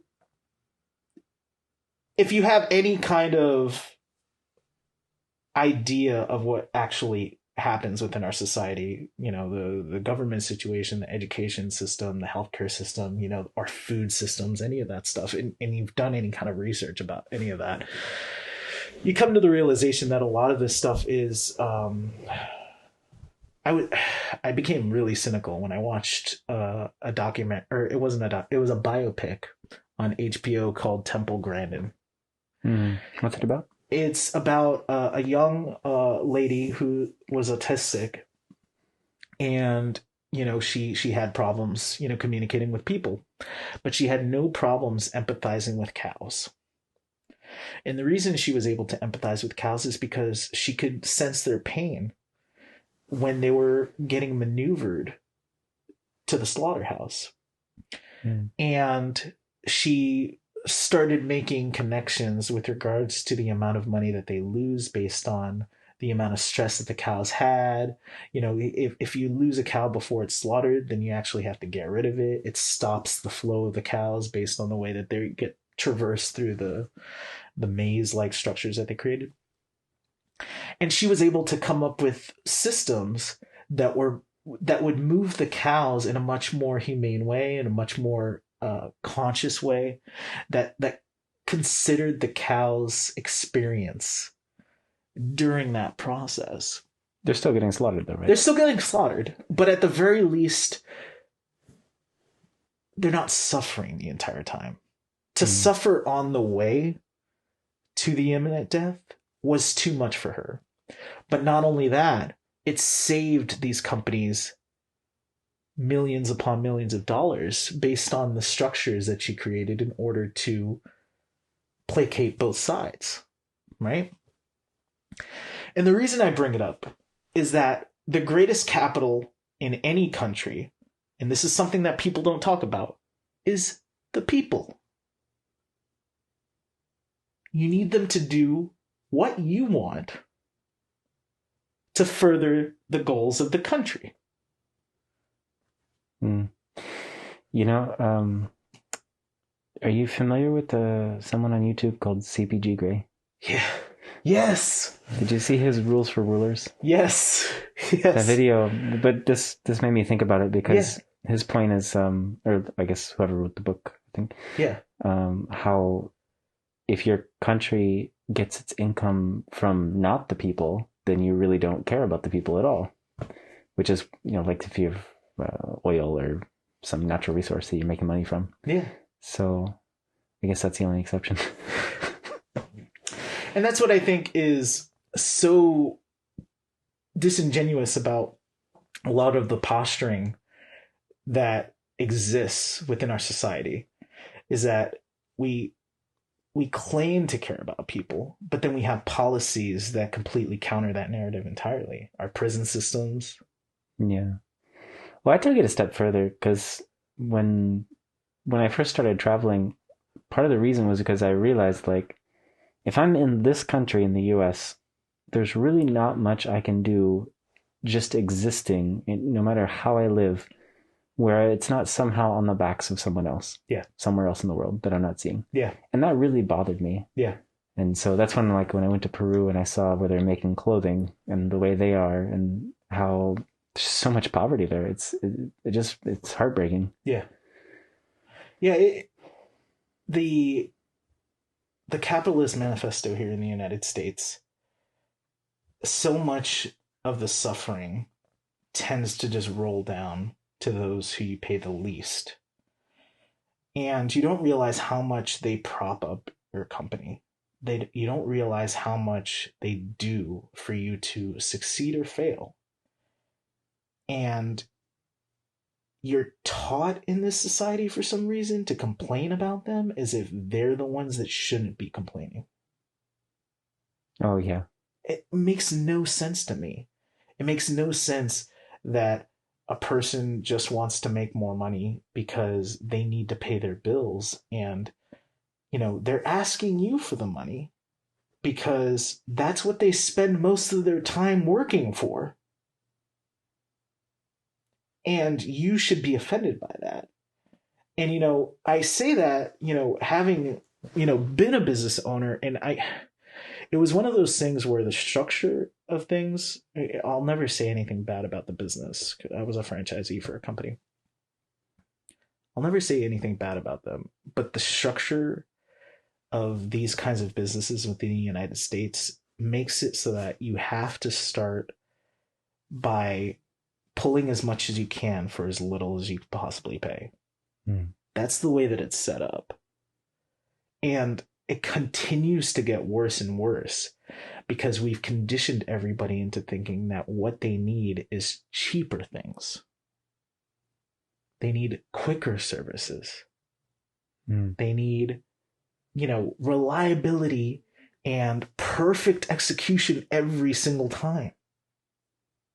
These are ridiculous expectations to have across the board while paying $1 for a burger. Yeah.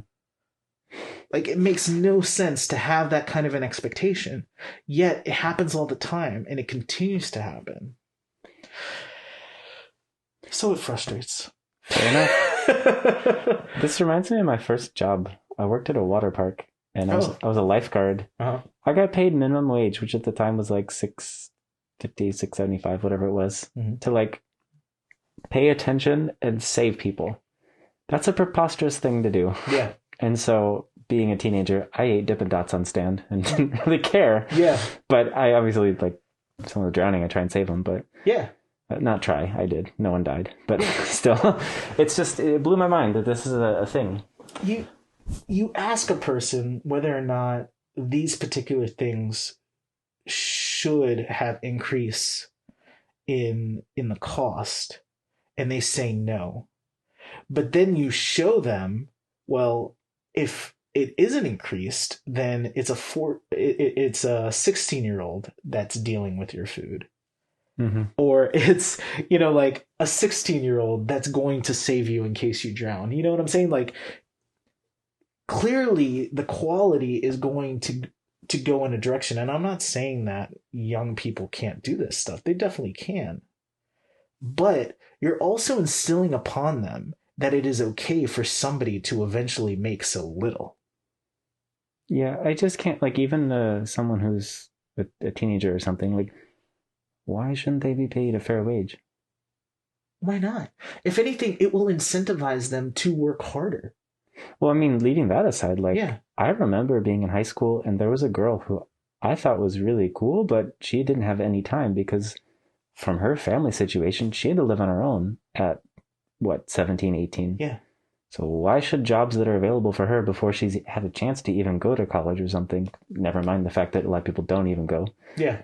But why should she be paid such a small wage for that and spend all of her time doing that? And that's the thing that doesn't get discussed either. It's like, do you know how many people I came across who were supporting the family that their mother or father, like maybe they got on a disability all of a sudden, so now all of a sudden they're taking care of their brothers and sisters through their one part-time job after school. Mm-hmm. Like at that point, yeah, capitalism is great. They get to choose how many jobs they have and how much focus they have on school in the process. Like, that's too many choices for somebody at that level to have to make. Yeah, I think your brain isn't even fully developed till you're like 25. Yeah. Like, why are we getting people trapped in debt and all this? No, but that's the point. The reason that that's happening is because they need you to be reliant on them. They need you to be reliant. Everything is shifting, right? From actually the government, providing things to make it easier for everyone. And it's shifting into this idea that you need to be beholden to your job. It's shifting that power dynamic into. That's why health insurance gets caught up in private corporations as opposed to, through the healthcare system provided by the government, right? It's now I have to make a choice whether or not I'm going to be able to make the amount of hours so that I can even qualify for the insurance, so that I could take care of my family. And then they have to take on another job. So now they're working the correct amount of hours, but they still don't have insurance. Right. And you're asking people to pull even more from somebody that has a finite amount of energy, a finite amount of time, and potentially more issues created by a system that is trying to do so based on moral issues, but in reality is creating more hurdles for people to jump over. So what would you like to see in terms of that? It's hard to know.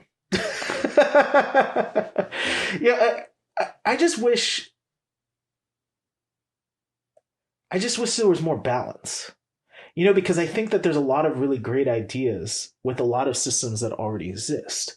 The problem is that we believe that we need to win.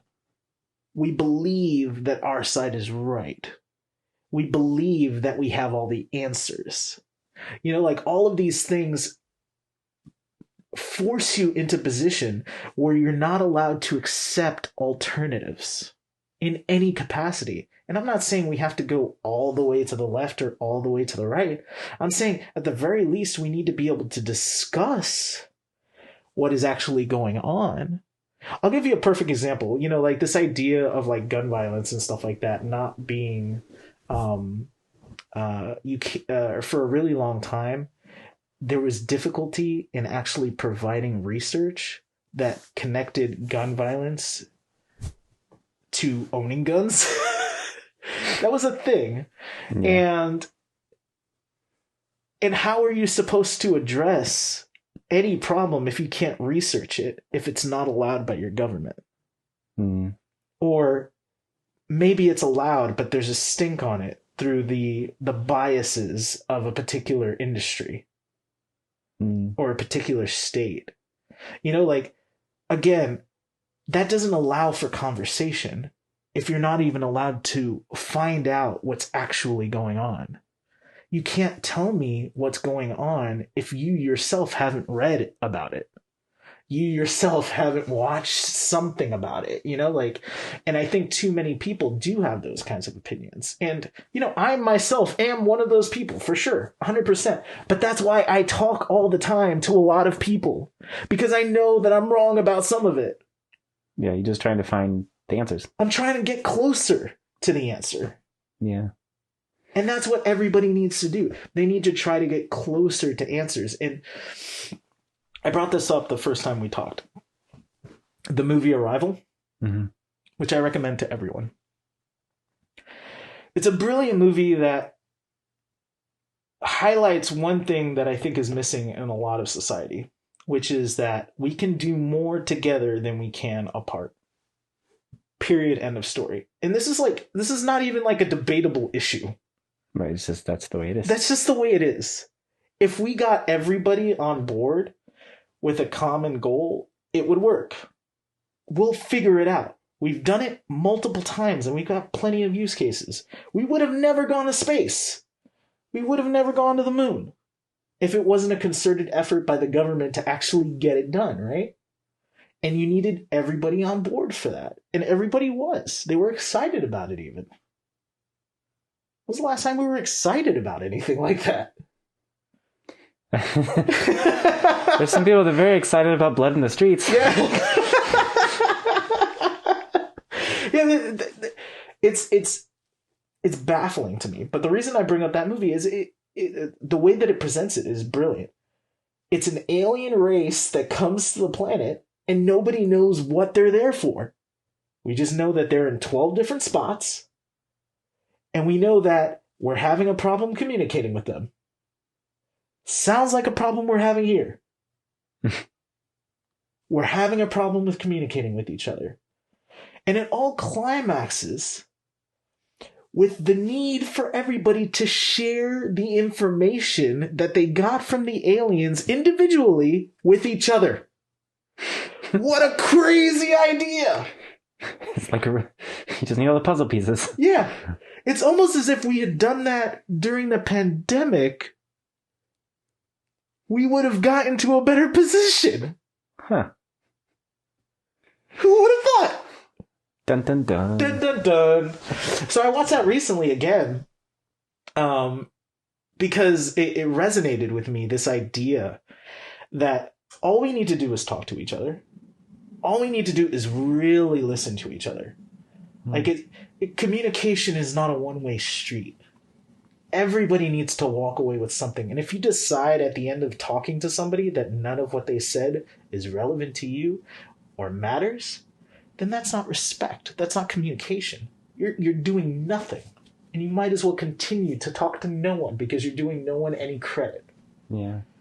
I find that it's kind of like the model that a lot of social media built, where it's all about posting and there's no actual conversation. Yeah, there's comments, but that's not a conversation usually. Yeah. That's just more posting. There's a great meme that I've been sharing around with people, and I love it. It's two dogs. Okay. And they're barking at each other like crazy through a fence. And then the fence opens up and they stop barking. It's brilliant.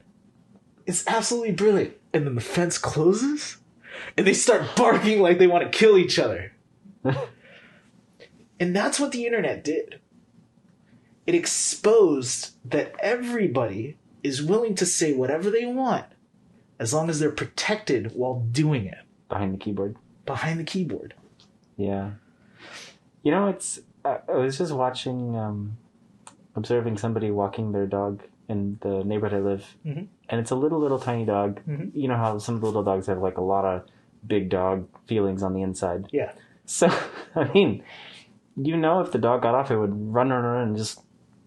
If there's another dog or any animal or person who decided, like, this needs to stop, it would be stopped because it's a little tiny dog. Yeah. But because it's on the leash and it never has that experience, it never realizes this. So it feels like that in a lot of ways. Like, we're all kind of handcuffed and crippled and just kind of yelling at each other. Yeah, we're never really aware of what we're capable of until we get unleashed into the realities of the world, right? Because that's why it's so important that people go through certain steps within their life at certain times. Like, I think it's super important that people go to college because that experience is very different than high school. And that's why, like, so many people who were affected negatively based on bullying and stuff like that in high school have a completely different experience in college. Because that's when you finally come across people that are so bombarded by their own stuff that they don't have time to, like, just deal with the world in that way where they're just criticizing everybody else. Mm-hmm. There's just no time. But also, you start coming across adults for the first time.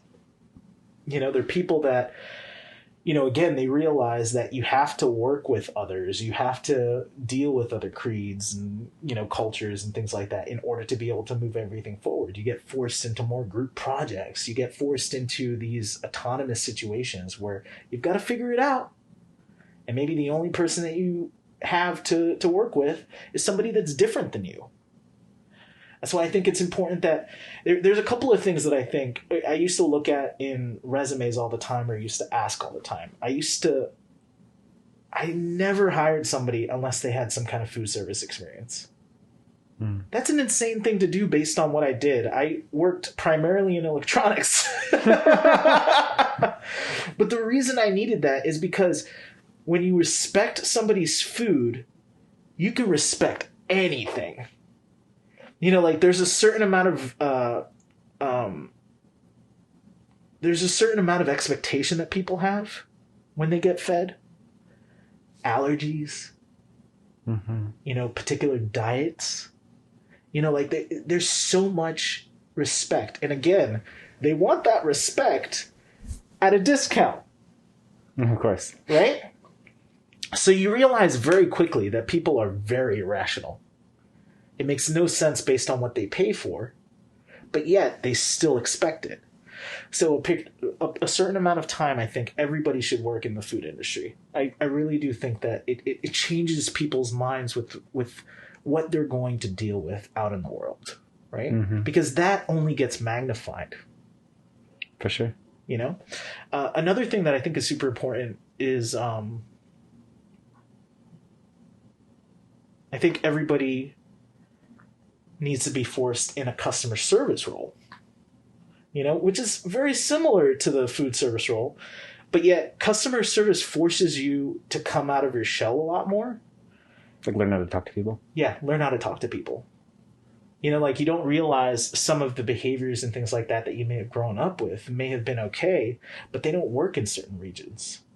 They don't work with certain dialects. And I came across it all the time when I first moved up here, where I might say something and they're like, "You're not from around here." And I'm like, "Well, no." And they're like, "Okay." And immediately, questions about the quality of my work and all of those kinds of things start coming under scrutiny just because they're dealing with somebody that they're not used to. That's something that everybody needs to experience. Something new and uncertain. Something new, yeah, absolutely. Because you need to know how you'll react to that, right? You need to know that it's not a big deal that somebody is from a different place and speaks differently. And that doesn't change who they might be as a person. Yeah. Yet there's a lot of people that, based on how they've been conditioned, they think that certain people need to be tiptoed around just because of the color of their skin, the way that they speak, the way that they act, all those kinds of things. What, for you, would you say are the most important issues that you feel like aren't getting the attention they need? There's just so many. Well, let's start, because like we were saying, if you're not experienced in something, then it's hard to have a proper opinion about it. So let's just go with things that you personally experienced. Yeah. I think from my personal experience, and the biggest struggle that I have is that I don't think people realize how much treating your body in a negative way will impact your day-to-day. Because there is a direct correlation between what I eat and how I feel. There is. When I'm feeling amazing, I'm going to the gym every day. I'm eating all of the right foods. I'm drinking all of the right stuff. I've got the right supplement program, all of those things. All of those things are lined up perfectly. And I'm feeling like I can take over the world. And doubt starting to settle in when I eat garbage. For me, that's a really big thing. And I don't think people realize that. In any food service job I've ever worked in, there are people that order things that you're just they don't realize that they're going to have a huge crash. And they're going to have a crappy rest of their day just because of this one drink that they ordered. Hmm. This is when I worked at Starbucks. I work at Starbucks too. All of the best people worked at Starbucks, I'll tell you that. Interesting place. Yes, it's such an interesting place. But you know what's great about that place? It is so accepting. No matter who you are, how you think, how you dress, what you wear, it's so accepting. And I love it because, like, you, just like I told you about my friend Angel, it's the perfect place to find a person that's never been spoken to truly. Mm.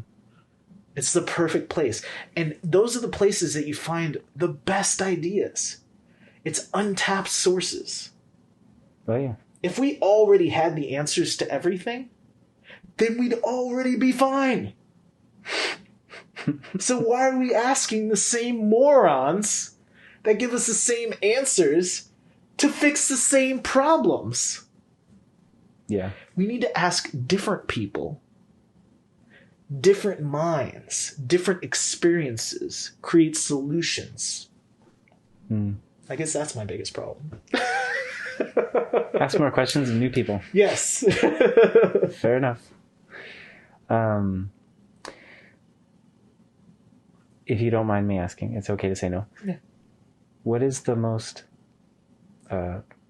painful thing someone has ever told you? Ooh.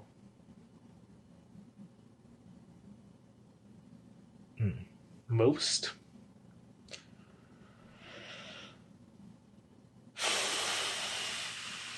I could tell you the thing that resonated the most. Okay. And, you know, the reason it's the first thing that pops in my head is because of my weight loss journey. So I had just gotten out of rehab and I was forcing myself into, you know, going to the supermarket. So I go to the supermarket, I'm like limping. And I'm still super overweight. I hadn't lost any. I was just trying to get used to things again. And I was exhausted. I was so tired. I was like, all right, that was a lot. So I'm putting the groceries back into my car. And a lady comes up, an older woman. And she says, "Oh, do you want me to take the cart up to the front for you?" Because I was just going to leave the cart on the side. I was that tired. I was like, that would be wonderful. Thank you so much. And then she starts taking the cart away from me. And she says this. I was totally sidelined.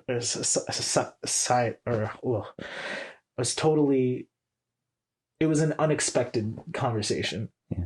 She goes, you know, if you had walked the cart back to the front, you wouldn't be as big as you are. But she just offered. What? And I was like, okay. And I got in the vehicle and I left. I didn't say anything, but I really wanted to say something.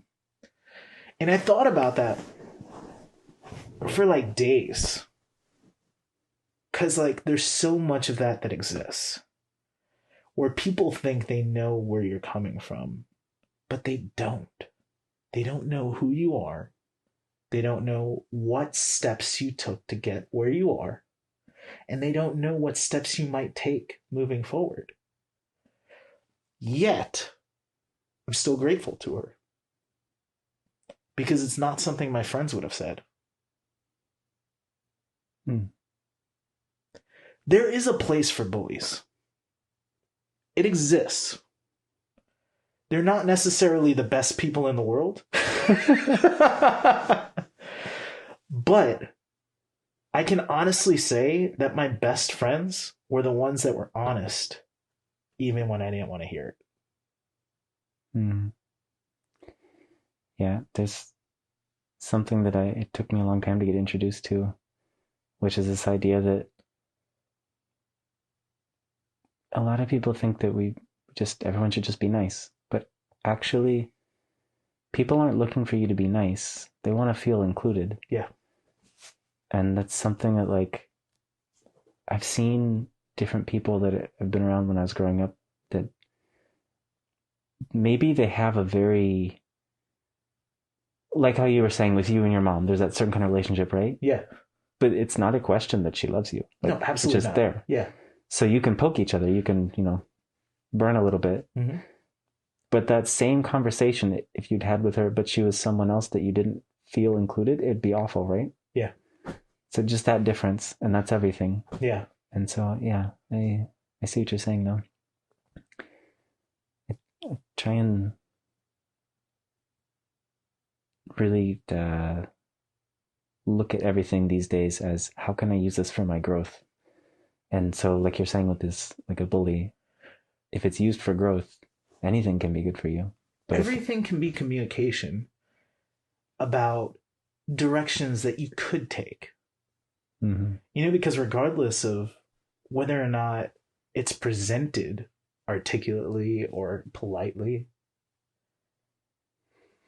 none of it comes from a lie, typically. It's usually something that you're showing very adamantly. Like she would have never said that if I wasn't limping and wasn't very large. And she thought that she was doing me a favor. And I turned it into a favor. But again, I told you the first thing you have to do, the mental game, is fix the mind. And that's not something that everybody can do. Typically, somebody will be like, oh, hell no. Start taking off the earrings, like. Imagine if anybody else had gotten that. Every single time I've told that story, they've reacted in a similar way where they're like, who is she to even say that to a person? My confusion is like, why did you offer to get the cart and then backhand it? Like, what is this? I've got tons of stories like that, by the way. Like, I've come across some really interesting people. There was one time I was working a drive-thru, and and this lady was like, man, I'm so impressed with how early you guys get up and you're still so peppy. And I was like, well, you know what I do every morning? She's like, what? I was like, I meditate in the morning.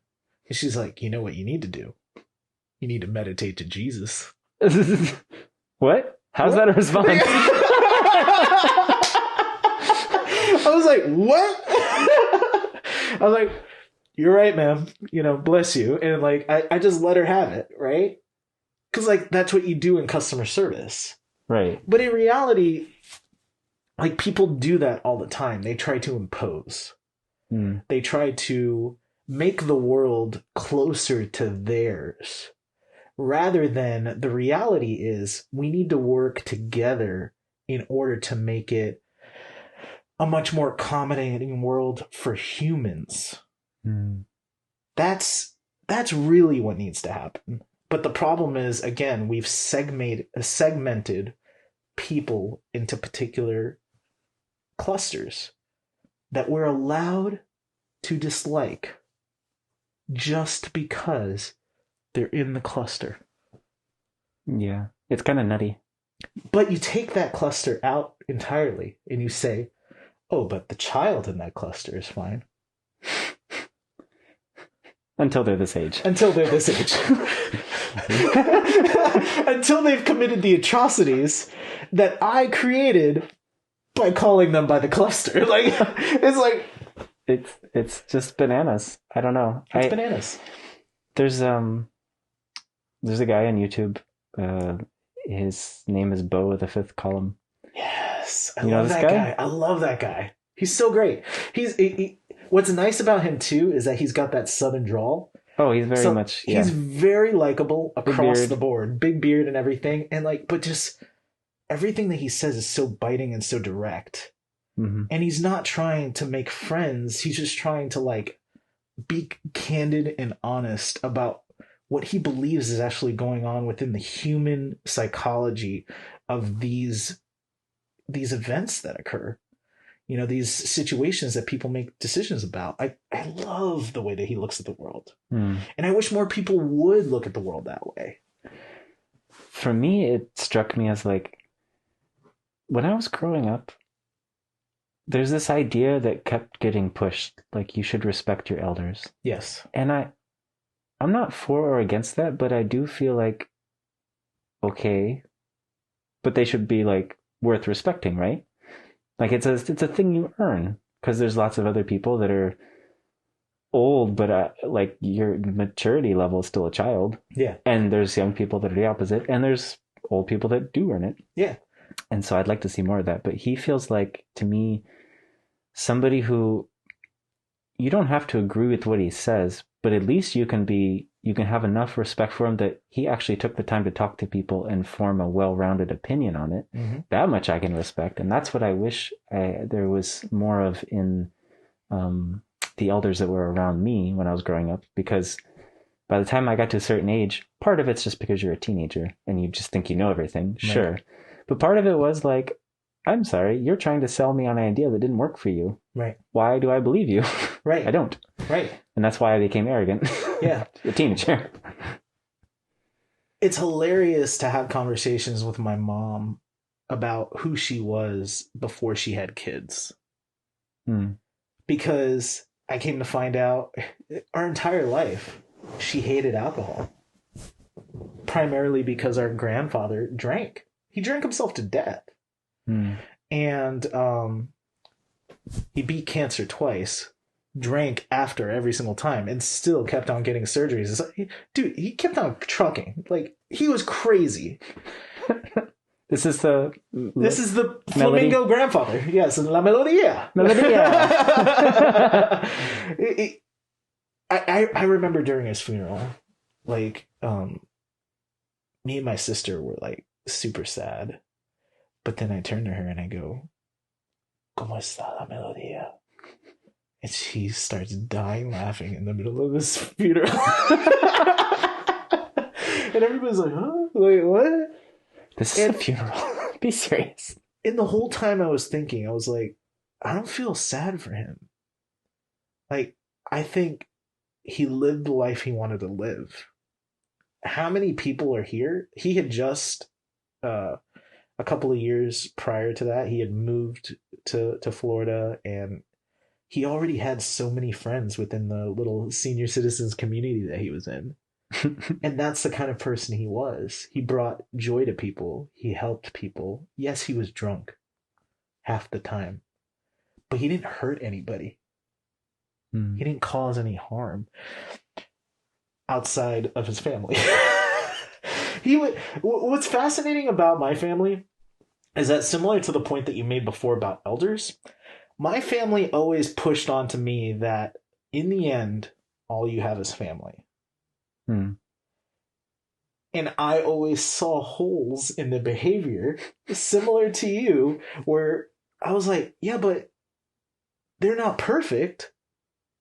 Like, there's going to be times when I'm going to disagree with things that they do and things that they say.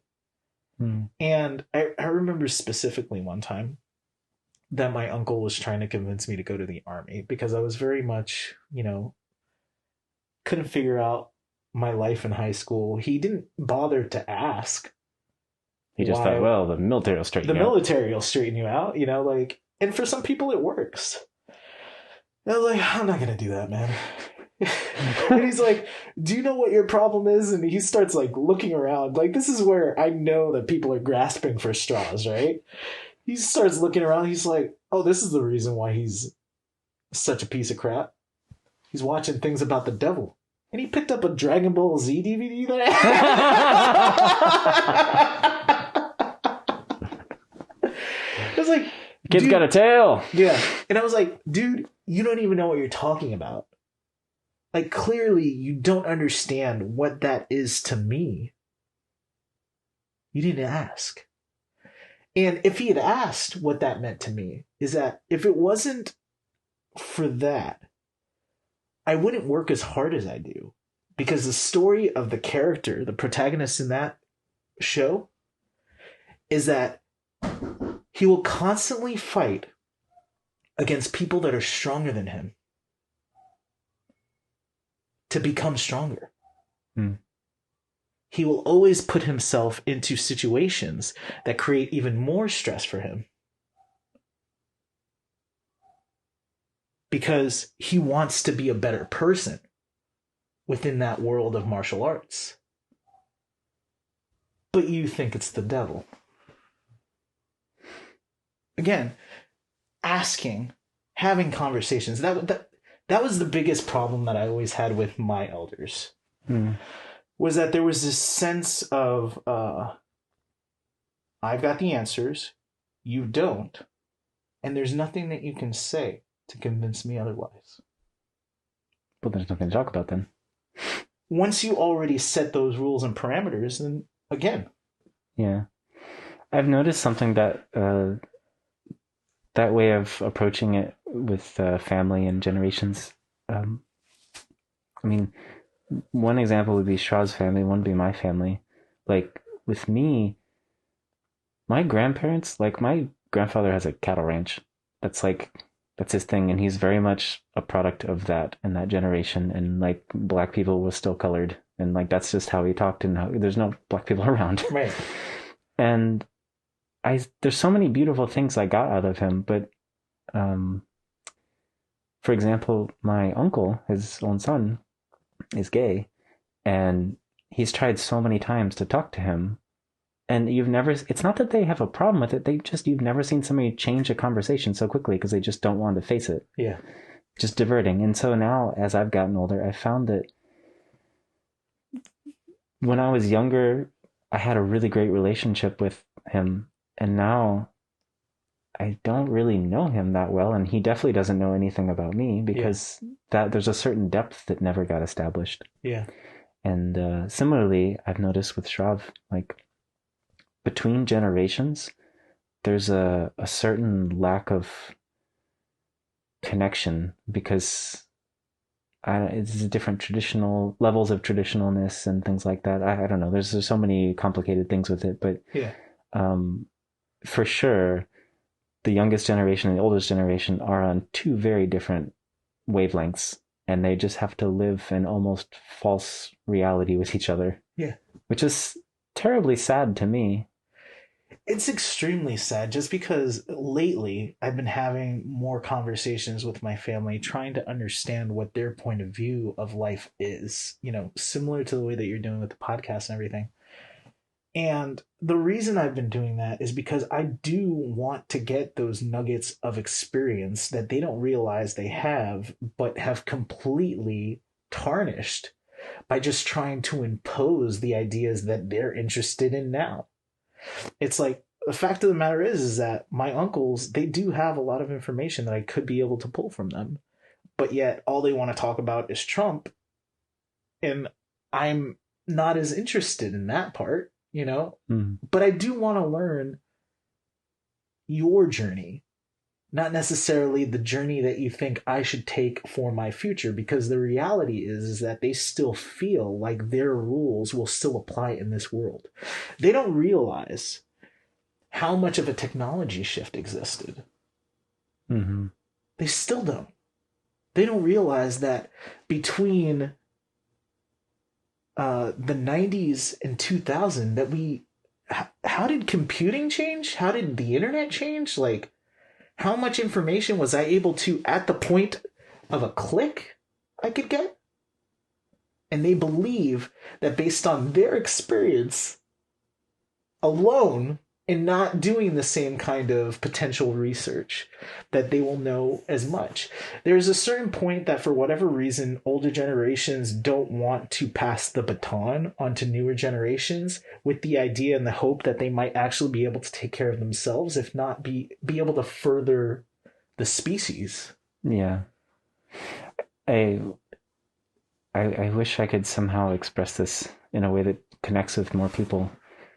I feel like we have two main goals as a generation. The next generation's environment should be at least the way it was given to us, yes, if not better. Yes. Hopefully it's to a point where there is no better. It's just there, but we've already failed at that one. Yeah. And they themselves should be at least one notch better off than we are. Yes. I'm very concerned for that one. Yep. So I don't really want to be a failed generation. Right. Because that's the only qualification we have. But that's the way it works too, right? Like, there's such this culture of blame that, like, now they don't realize that their actions are actually creating more of a struggle for us to be able to fix things. Mm. Yet they will blame us for everything that happens from this point forward. I don't know how to fix that. I don't know how to reconcile that other than we need to have more patience with even the older generations. We have to have more patience with each other. And going back to the point that I've made a bunch of times in conversations, everything is a muscle. I think the biggest problem with capitalism is the muscle that we flex with capitalism is greed. Greed and self-serving nature. It separates us. All it does is make it so that all you need to do is make enough money for happiness. And it takes out everything else in that definition. But yet, at the same time, they start imposing ideas of family and morality and values and all of these other aspects of things. Yet, the muscle that we've been strengthening is I need to care about how much I make. So, everything has that same flexibility. Patience, empathy, all of those are muscles, and you don't realize that you will lose them, atrophied like you're coming out of the Matrix, if you never use them. I can't swim. I can't feel my legs. You've never used them before. You will not be able to empathize with others if you've never empathized with somebody. You will not be patient with somebody if you've never been forced to be patient with somebody. You will never communicate well with somebody if you've never communicated well with somebody. And that needs to be a mutual agreement of good communication. Oh, I had a great conversation with him. Dude, that guy was a jerk. That was a one-sided thing. Everybody needs to walk away happy with the situation. Yeah. You just triggered this. I was driving by a little nursery, the plant nursery that's just outside my house. And they have a little board and they put little sayings and stuff on there. And the one that I just saw was, if a plant is sad, do the other plants photosynthesize? It made me so happy.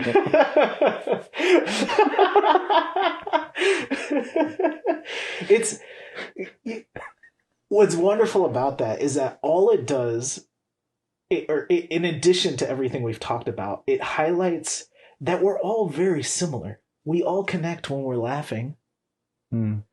We all connect during joyous times. You know, when you think about all those nostalgic things, yeah, I was laughing. When I saw the statistic, there was this statistic that Netflix put out saying that they were concerned about some of their users because of how much they rewatch The Office. And I was laughing at that statistic because I've rewatched The Office a lot. You ask me a question about The Office, I probably know the answer about it. Like, it's weird. Hardcore parkour. Hardcore parkour. Yes. I was watching on Peacock, and if you pause it during Peacock, one of the Office episodes, it has like trivia questions, and I was like, "Oh, this is exciting," because I know this answer. But the reason I bring it up is that, like, we're so content with just force feeding the things that we're totally good at. We just want to be happy. We just want to find joy. And I could bring up that show to most people and everybody finds connection with that. But we don't do enough trying to find ways that we can connect. We only, again, try to impose our view of the world onto others. And in healthy communication, that can be done to hilarious results, you know, sharing a joke, sharing a show that you both enjoy, and it resonates. It means that you want to have more conversations. And then you might be able to have the difficult ones.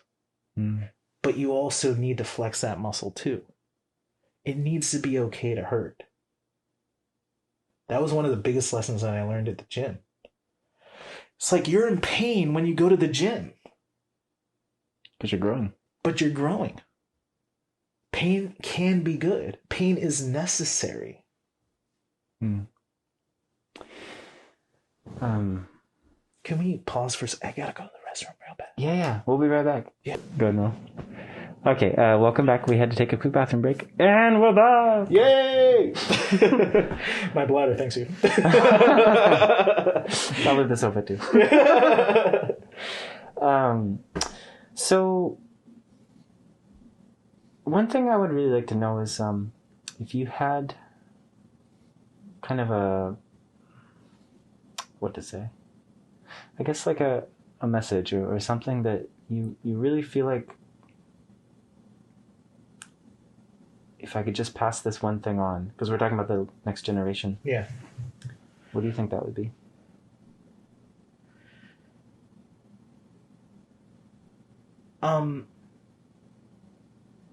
I think playing off of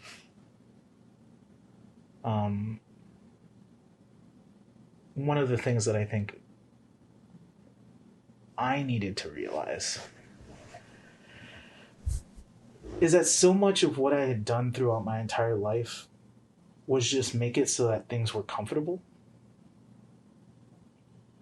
And that'll keep you happy, but it doesn't necessarily address issues. And I think too much of the issues that we have is that there's people that are comfortable telling those that are uncomfortable how they can be comfortable. And if we're using the same mechanisms of, status, like this idea that you have to look a particular way or live a particular way, or, I've recently taken on a job that I'm totally overqualified for. But who's the person that made that indication of overqualification? Why is it that I should feel bad taking a position if I'm okay with partaking in their service? Why is it that I'm okay with the way things are and taking advantage of it from that perspective and demoralizing them in the process in other conversations or in other actions? It's not, people don't realize they do it every day. And if they just took a step back and recognized that that's somebody's daughter, that's somebody's son, that's somebody's wife, that's somebody's husband. There are all of these other clusters that you can use in order to treat people as you would like to be treated if you were in that circumstance. And that, again, is a very difficult thing to impose onto people, is this idea and notion that their reality might be different than yours. That's the thing that I wish people would just get. One of the reasons why I became very cynical about religion, and again, this is softened. I don't despise religion. I don't despise people who are Christian, Muslim, or anything, right? I don't care about that. I only care that lessons get taught fairly. And I asked my aunt, one of my forward-thinking aunts, one that would have conversations with this subject, about this subject with me as a kid. And I asked her, I was like, does a person from a different country who has never learned about Christianity get to go to heaven? To me, that was a reality question, right? It's like, if I'm just born in a circumstance where I could have never learned this, then why am I doomed to burn in hell? That makes no sense to me. And she came up with, the typical stuff. It's like, well, there's going to be an instance in that person's life where they would have come across a Christian or something, and they could have made that choice at that point. I was like, but you're saying it's random, and they needed to be in the right frame of mind to listen to this particular person. Maybe even know the language. Yeah, that could be a big problem. That could be a big problem, right? Again, it imposes this idea that you're right, they're wrong. It imposes all of these assumptions. So I couldn't square that. And that's what caused this cascade of cynicism with regards to how people see the world. If I only see these walls, then what violence was there? Maybe the Capitol riots didn't happen. Maybe Trump did win the election. Maybe nobody's sick. And I'm sitting here in my house with a mask on like an idiot. I don't want to get it. Yeah.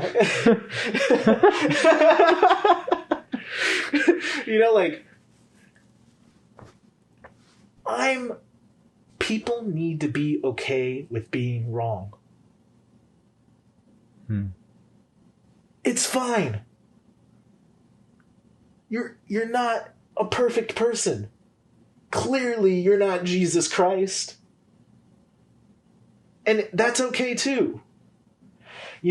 But the moment that everybody acts as if they could do no wrong, they could see no wrong, they could hear no wrong, and further than that, I'm going to ensure that there are no differences of opinion by staying where I am, hanging out only with the people that agree with me, having only those friends on Facebook, only watching the shows that please me, rewatching The Office over and over again. I'm very content. But what does that do? It makes it so that you're that person. You're incapable of becoming anybody else. That's the thing that I really wish people would understand. Is that the difference between who you are now and who you could become could be as simple as changing the channel.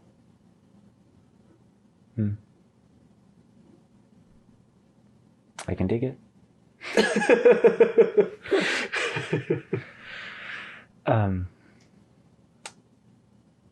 We talked about something painful that happened. Now, what about one of the moments of true joy or happiness that you've had? If you could share just what that was. Paint a picture. Or tell the story. Yeah.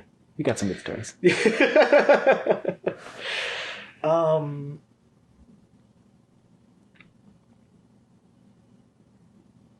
I gotta say, reconnecting with my sister was a huge burden that was lifted. And the reason it was a burden is because, as much as I say that it's bad to watch The Office over and over again, my sister was a version of The Office in my life. When you've grown up with a person and you have positive memories with them, and then all of a sudden that goes away, to be able to rekindle that and make it like it never was, like nothing bad ever happened again, is such a blessing. And you wouldn't be able to do that if you didn't have humility and just accepting that maybe everybody was wrong. Maybe everybody was right. It doesn't matter. What matters is the connections that you have. And if it wasn't for that, I wouldn't have started talking to my dad. And I'm not getting a lot of information from Like he said it himself. Like, you know, they gave him drugs while he went to, I guess, Vietnam or whatever, and he's never been the same since, type of thing. And that's probably one of the reasons why he went down the path that he did with drugs and alcohol and stuff like that. So like, again, like people will look, for the longest time I thought that he was a scumbag based on what my mom told me and based on my one experience with him. And then my sister, after we had, you know, rekindled our relationship, she said, you know, Alex, for a person that loves stories about villains, because you like seeing how their perspective means that they're the hero, why won't you talk to Dad? And it was like a weird connection that I could have never made for myself because, again, I had labeled him a villain, yet I do love stories about villains. And the reason I love stories about villains is because I don't remember who said it. I think it was Two-Face in Dark Knight. He goes, everybody's the hero of the story, but you wait long enough and they become the villain. I think I paraphrased that. Something like that. But the point is, you wait long enough and everybody becomes a villain, potentially. And the only reason that happens is because they're stuck in their perspective and they think they're right and everyone else is wrong. And stories about villains, there's so many great ones. The Joker is a great one. You know, the one that I think about all the time was everybody hated Halo 2. Really? I mean, there were people that didn't like Halo 2 because it started to focus on the enemy faction. Oh, all the aliens. Yeah, on the aliens. And I love that story because there's reasons why they would do the things that they do based on the doctrine that they believe. Once you start peeling that away, you realize that everybody in this world is just an organism trying to get through the day, feed themselves, feed their families, you know, trying to survive. And yet we have to impose these additional rules, make it more complicated. Yeah. I feel like a lot of times the problem is that people are just oversimplifying. Yes. And it's one thing I get troubled by with movies when they always try and make a clear good guy, bad guy thing. It's like, no, that's it's great. It's something I really liked about Black Panther is that the guy played by Michael B. Jordan was Killmonger. Yep. It's a great character. Great character. And if you had just changed the editing a tiny bit, he would have been the main character of the story. 100%. 100%. I love stories like that. I love stories like that because villains have always been the most interesting part of those kinds of hero narratives. Because people can understand. You know, the new Joker movie, that whole movie is about how a system ignored certain people to the extreme that they felt no choice but to start getting people to pay attention to them. Oh, well, that sounds like things happening all over the place. It's a very simple concept. Some people are freaked out about that movie because what they think is that it glorifies violence and it glorifies, you know, people taking into their hands, you know, the atrocities and then turning it on to innocent individuals. And yes, it is that too. But if you miss the part that we created the villain, that it's a very easy thing to continue to do if we don't address the underlying issues. I mean, he was trying to get medication. Yeah, I'll be honest, I didn't see it yet. There was one part of the movie, doesn't change anything. He was trying to get medication, and they cut the funding on the medication. So no medication. So no medication, and a crazy person becomes crazier. Sounds about right. That's not a choice that anybody makes. That's not agency. That's not malice. It's the reason why we need to think socially and about others often these days is because we're creating more villains. You can't invade a country and expect their sons and daughters to be happy you killed their father. Yeah. How can you expect that? There has to be a line drawn. Somebody has to say, the violence stops. The hunger stops. The health is provided. The education is provided. Somebody has to say these things. And our hopes are that the parents who have 6 children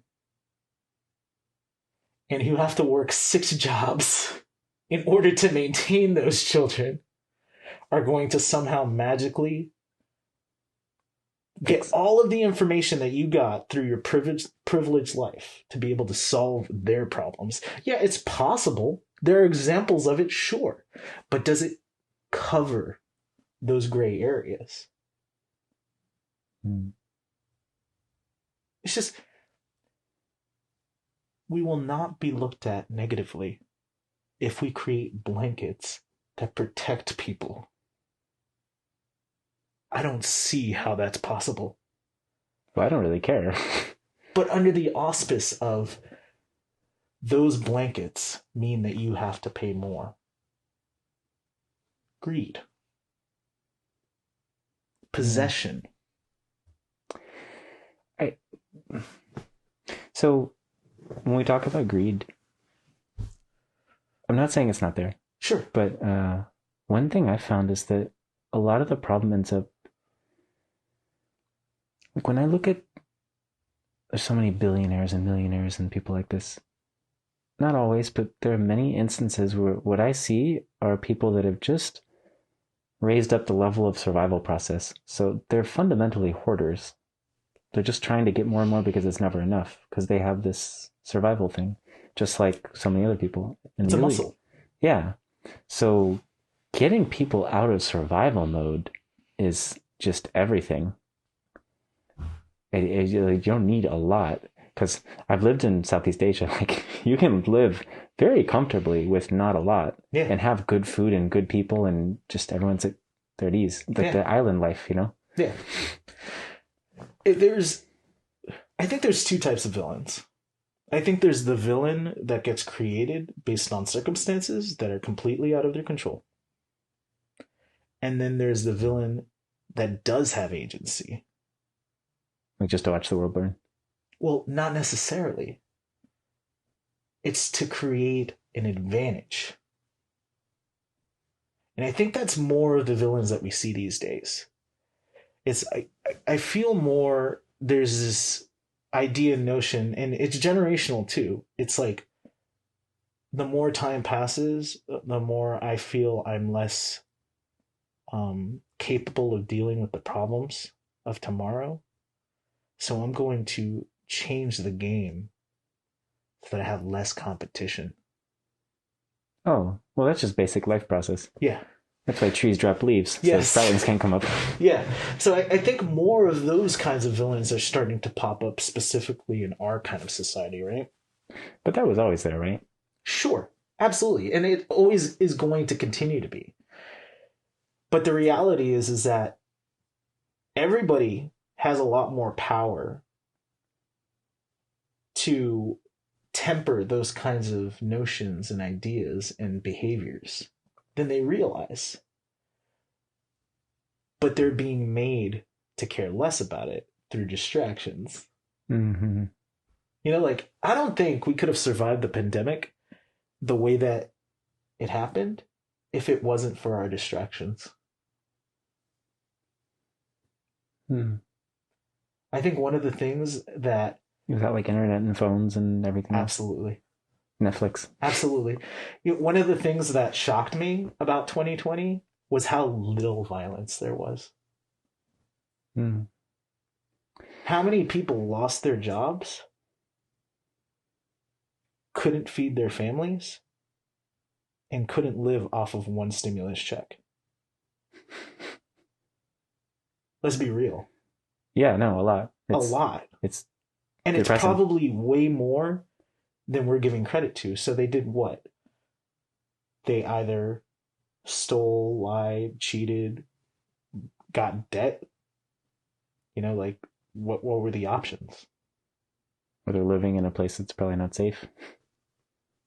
Either way, it's creating a situation where either A, they're contemplating doing something terrible to another in order to survive, or doing something terrible to themselves in order to survive. It just puts people into situations that, frankly, nobody should have to make those kinds of choices. They shouldn't have to. Not in what we purport is one of the greatest places to live, right? And I do think it's one of the greatest places. I always laugh at anybody who looks at my criticisms and says, "Oh, just move to another place." Like, what? There's a reason why I'm criticizing this place. It's because I want it to be better, not because I want to leave it entirely. And what person just comes to that conclusion? That they're just going to leave a place that they've become familiar with. Do you know how hard it was for me to leave the worst place in the world, Florida?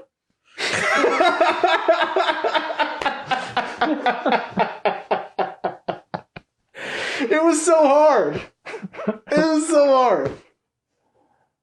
And here you are. And here I am. But it was like, it's mental jujitsu. Unless you've done some kind of a leave home, come back type of thing, it's very difficult to leave home the first time. Because there's fear out there. And we don't need to create more of it. Yeah. That's something I'm realizing now. Like, from the time I was 3, my parents divorced and I was flying back and forth between states. So there was always that idea of there's something else out there. Yep. I actually don't have that feeling of it's hard to leave because I never felt grounded anywhere. Yeah. It was one of the things that I wish everybody was forced to do is to move or to visit somewhere else that is completely different than what they've experienced. Because that's the only way. Morpheus said it perfectly. In the Matrix, he's presenting the 2 pills. Red pill, blue pill. Red pill, blue pill. You have to make the choice. Right? And then when Neo is on the other side, he explains to him, I couldn't tell you what this was. You needed to see it. There's no way for you to even contemplate the reality of this until you're looking at it straight, square in the face.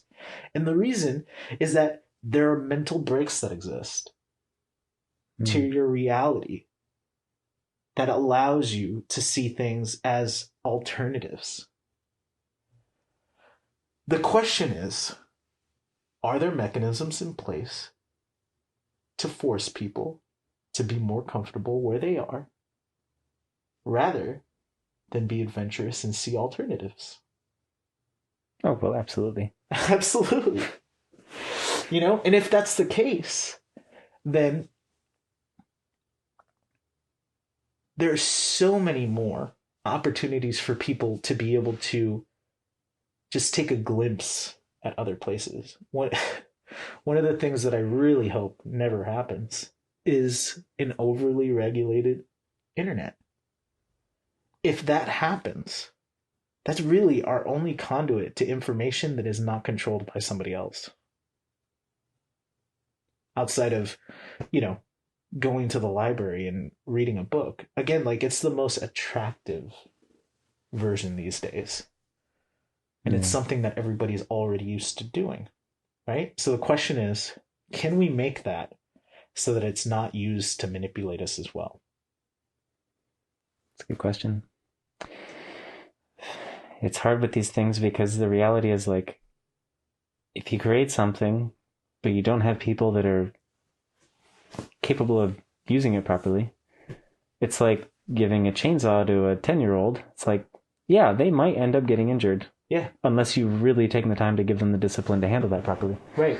So the question is then, all right, now instead of trying to regulate everything, how do we build up humans that can just handle it properly? Like, I would love to live in a world where the idea of having a law that says you can't murder people is not needed. Right. I would love for that to be the case. Yeah. It's not right now, but that would be nice. Yeah, it's the standard should be that you just don't murder people. Like, that's, we can all agree, right? Yeah. Do we need to write this down? Yeah. Really? Again, the only reason that those laws exist is because they want people to break them, in my opinion. In my opinion, it's one of those things where, like, oh, I don't know. I think like in the Wild West, there was no law, and then people just got shot. Even like people in Congress were like, I disagree. Well, let's duel. Yeah. What? What do you mean? Fine, we'll write this down. It's like, we'll say the obvious, guys. Here's my quill. Yeah. Yeah, but like, wouldn't it be simple enough to say, like, you're just not going to harm anybody else? Because, like, killing somebody falls into that category too, right? It's a question of... The reality is that there's murders everywhere. People get killed all the time, right? There's 7 billion people. It's going to happen. Yeah, it's going to happen. But some places even treat the murderers like human beings. I'm not saying that there shouldn't be punishment. That's not what I'm saying. What I'm saying is that if what you want is individuals who see a system worth becoming a part of again, you need to show that kind of empathy onto those that do the worst to us as well. And I think kind of like Dragon Ball Z. Yes. But you go even further to that than that, to like the wars that we've had. It's like, it's been proven through history that those wars, the most recent ones, were very greed-fueled. They weren't wars that had any semblance of connection to actual direct causes of pain to us. Yet we went over and upended societies. Mm-hmm. That, to me, shows an inability to have the toys that you want. You know, like, if you were to take any child and they decided to start hurting a dog that you gave them, you're not getting a dog. You got to go to the doctor. We got to get this sorted out, you know? Like, but they can create those kinds of atrocities and we still give them power. Yeah. It's you know, there's a study that I learned about a while back, and if I remember right, they had some rats and they would give them like sugar water, and every time, you know this, so just for if you're listening, whenever the rat would go for the sugar water, they'd get a tiny little electric shock. Nothing like crazy, but enough that it eventually just became scared of that water. Yeah. It wouldn't go for sugar water. Yeah. Even when they took away the electricity, still it was afraid of the water. And that fear of that lasted through multiple generations until they finally were curious enough to go back into it and realize, oh, it doesn't shock me. Yeah. That's nutty. And I'm not saying people are like rats. I have no idea. But I definitely feel like if you just observe history, you can notice things go through generations. It take generations to undo trauma. And like, yeah. So when I look at what's happened in like the Middle East, you've just ruin people's experience for generations. For what? There better be a damn good reason, but Yeah. I don't think there is. What's even scarier to me, expanding on that idea, is that 9/11 was horrendous. And just 3,000 people died? Yeah, that's happening every single day right now. I never want to hear an argument that violent video games create violence, because the desensitization of death within this country that exists now, because we were able to, at the blink of an eye, lose 400,000 plus Americans. The scary thing, or the thing that freaks me out, potentially,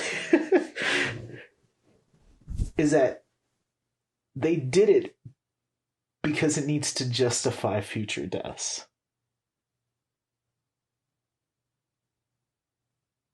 That's what freaks me out, is this idea and notion that, yeah, 400,000 people died. Well, let's go, commit more wars and, commit to more deaths, overseas. And we're not going to think twice about the amount of death because we've already done that. We've already been there. And like, everybody's going to come across a person that has died because of this pandemic. Everyone. Mm-hmm. By, whether it's, somebody that's directly related to you or somebody's friend or whatever the case, there's going to be somebody that you know. Yeah. That's going to have reverberating effects on the way that we look at death, on the way that we look at the acceptance of death in others. Well, I hope we use that for our growth, like we're talking, and accept that we are mortal and you will die. Yeah. This is kind of a miracle. We've had this period of antibiotics and stuff. Yeah. Because polio was real. Smallpox. Yeah. And that's the thing. It's like, sometimes I think it's, as much as I think a lot of what's happened over the past 4 to 5 years has been a curse, I think it's also somewhat of a blessing, in the sense that people have been so pushed in particular directions that they don't actually know what's going on, and they needed very real, visible,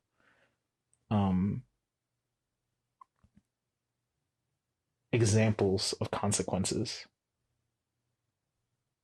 Because I really do think that there are certain parties that believe that their actions were totally justified based on the ends that they're hoping to reach. And they don't realize the collateral damage that's going to come with it. And that's why some of the conversation that exists right now seems like it's very disconnected with reality, because they needed to be so in order to continue to justify doing things like this.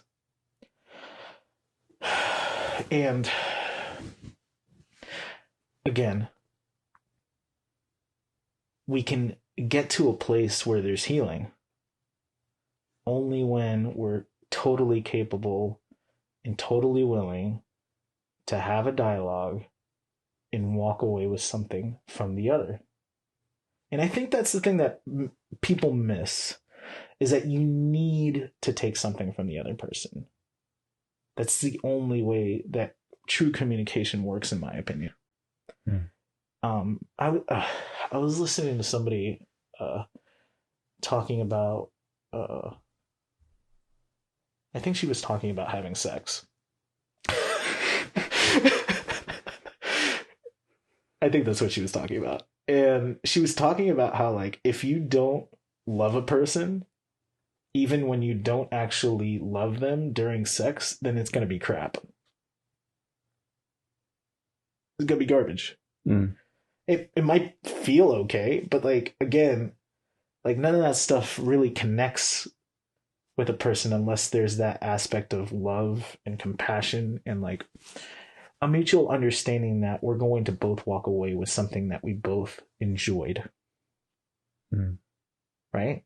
And I think communication is very similar in that respect, is that I will never vote for a person that I don't feel cares about humans That's a pretty low bar. in the general sense. And I think there's enough evidence in the previous administration that some people have less regard for human life than others.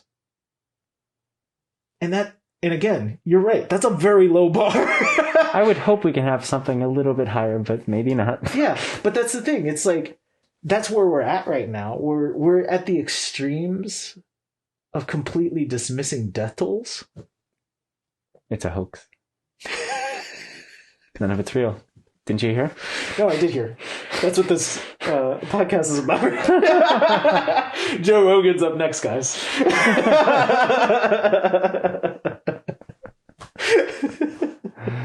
Yeah, and the funny thing is that there was a joke that was made about this where, like, what are we going to talk about if there isn't, like, terrible news all the time about the politics that's going on, right? Anything.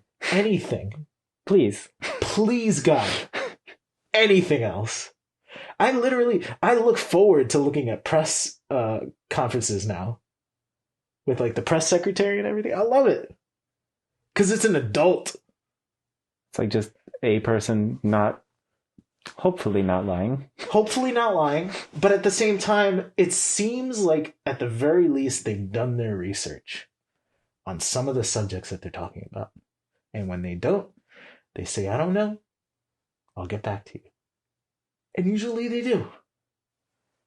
It's just so nice. It's a nice warm blanket to know that when you hear somebody, you know, they speak your language. And that's why I understand why things occurred the way that they did, was because some people don't have that connection to language, don't have that connection to words, and don't already believe that everything is rigged. And this is all stuff that's been programmed into their minds, right? When you already have a mistrust for the information that you're getting, how can that be healthy communication? If I immediately did not trust you guys, I wouldn't have invited you over. Right. I hope not. Right? And if I didn't trust you during the conversation, I definitely would have gotten more heated. Or just not shared. Not have been as honest as I've been about my family, my life. Nobody needs to expose themselves in the way that I have, or any of your guests would potentially. They don't have to. No. But they're sacrificing themselves on the altar of humility for the purpose of others understanding that it's not going to kill you to be wrong. It's not going to kill you to be right. None of those things matter if everybody's on the same page about where we eventually end up. I want you to do well. I want Srubmi. Oh my God, I can't say your name. To do well. I want anybody that listens to do well. And if everybody truly believes that, then they might want to have another conversation. But when you start seeing walls, and you start hearing fear, and you start seeing violence, and you start seeing all of these artifacts of our past that basically led to terrible things, why are we now dismissing those things as potential needs to shift our reality slightly? What to do? You know, like, and it's simple stuff. You know, I think a part of the reason why it resonates with me so much is that I realized the kind of person that I am when it comes to making lifestyle changes for myself. Right? When you're losing weight, you have to control your environment in order to control you. Why? Because if I've got cookies here, I'm going to eat them. If I go to the ice cream place, I'm going to buy it. You know, You need to control these things. And a person has that ability within themselves to be able to control their environment so that what they're getting fed is stuff that actually grows them as a person. But that's also an important thing to be done, is who do you want to become? And not a lot of people think about that. I'll give you a perfect example of this. While I've been single during this pandemic, there were instances when I tried to have conversations with people, and they were very boring conversations. And the reason that they were boring is because they were holding things back, or they didn't even know who they were. Yeah. Where they wanted to be, where they wanted to go. How can you expect to find somebody else to include into your life? You don't want what you want your life to be, or who you want around you. Yep. And it's the same problem that a lot of people have. Just on their day-to-day, they wonder, why do I hate my job? Why do I hate the people that I spend time with? I mean, these are all choices that people can make. You know? It's just a question of whether or not they know that they can make them. And again, that's a matrix thing.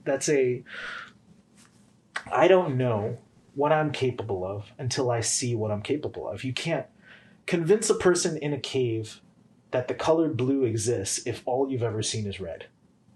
It can't happen until you take the person out of the cave and show them the spectrum of color. Blue. Yes. It's impossible. So I'm definitely hoping that more people come out of the cave. I'm hoping more people don't just look to those who they're comfortable with. Look to those who you're uncomfortable with. One of the greatest things I ever did in my life was to start approaching people that you wouldn't normally approach. To have conversations with those people. To find out who they are. One of the things that she calls it cringe, but the young lady I'm seeing right now, she doesn't like it when I'm so joyous and, you know, have such ridiculous conversations with strangers. Oh, what's a ridiculous conversation for her? I don't know. Because I've had conversations about whales and SpongeBob with someone I met on the New York Metro station who then left. I never got her name or anything. Yeah. It was just a fun... One of the things that I love to do is when I go through the drive-thru, I love to, like, you know, exaggerating my voice and, you know, like having fun with the order. You know, like if I hear that they're enthusiastic, I'll like be enthusiastic too. I'm like, well, hello there. You know, and that makes her cringe. You know, she's like, ugh. I was like, oh really? Yeah, that's fun though. You know, like I think that's because you worked in a drive-thru. That's true. Because I used to pretend to have an Australian accent. And I'd be Scottish sometimes. It was terrible, both of those. But I did it, and I got more tips. Yes. And so it's fun. But all the other people that had to listen to the headphone that were making the coffee orders were like, Heath, you're not from those countries, stop it. Yes. It was interesting because, like, so many people like to do the window because, like, it's pretty... It's not a lot of work, right? For me, it was associated with washing dishes. Like, interesting. I was like, interesting. Why am I always this? But it's because I was slow at baking puppy. Yeah. To me, they would put me on the window and make me do nothing else. And the reason that they would do that is because I was really good with the customers. You know, like everybody was happy, lots of tips, and then... But the interesting part is that, especially the people that were close by and were going through the weeds of the situation, they hated me because I was having such a good time during their crappy time. You know? So it wasn't my fault. It wasn't their fault. It was just, there wasn't equity necessarily between what they wanted versus what they got. And I can't do anything about that. But a person can decide whether or not what they do they enjoy. And I think people don't realize that they have that kind of power, even within the job market. You can go find another job, but everybody becomes comfortable. And I think that becomes exploited. Yeah. We certainly have a very comfortable existence as this generation. Yeah. Let's talk a little bit about the future. So, in the next 5 years, what do you think is going to happen? As a society, what I'm putting out into the world is that we are currently having a bunch more people waking up to a reality that they necessarily weren't expecting. And they're doing that because they're exhausted as much as everybody else of just not having that communication. You know, like, I think it's something that people yearn for, but they don't realize that it's something that they needed to build. And my hope is, and the direction I think it's going to go, is that more people are going to be willing to have that conversation, willing to be a little bit more humble with their positions, and, you know, start looking at things a little bit more simply with regards to how you should be criticizing things. Because, again, most of the issues that I think we have right now is that they're overcomplicating to justify their positions. And that is folly. Like, that's just a waste of mind energy. That's just a waste of... You think about it, right? As many people during 2020 that were actually trying to build themselves in a new economy, there were just as many people that were struggling trying to figure out how to survive the old one.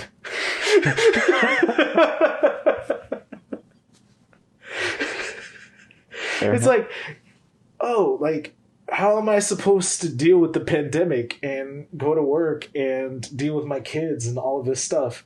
It's like, man, there's a lot of remote jobs available now. Like, why don't you spend some time, take some time off and learn a new trade or something, like, in the short term? You know, there was a bunch of jobs all of a sudden available that you wouldn't have been able to get if it wasn't for this specific circumstance. And I'm not saying that that was an option for everybody. I'm just saying that many people didn't even see the options because they were so caught up in the political situation, in their beliefs, or in their, you know, convictions.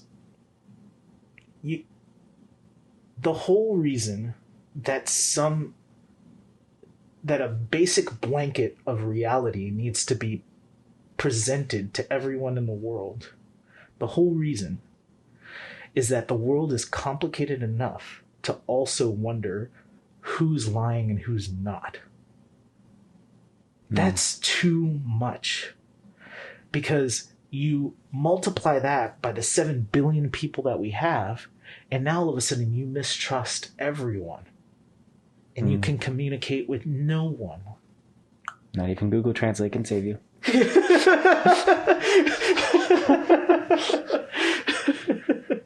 It's in the movie Arrival. Oh man, I love that movie. There's another movie that I didn't even mention, and I love that movie too, but I should have mentioned that one. What is it? About Time. About Time. Is that the one with Justin Timberlake? No. Oh, but that's a great movie too. That's In Time. That's a nuance. I'll tell you about Time in a second, but Arrival, she brings up this really good point. The general that's in charge of their unit is upset with her because of the way that she's trying to communicate with these aliens. She's teaching them very basic verbs, very basic nouns. She needs to establish what communication is to humans, and she needs to teach them from the ground up. And he thinks that takes too long. And she asks him, she's like, do you know what happened when these Spanish sailors came across an Aboriginal tribe and they asked what those creatures were, and they saw kangaroos, and the Aborigines said kangaroos? Do you know what the Aborigines meant by that term? And he was like, no. And she goes, to them it meant, I don't know.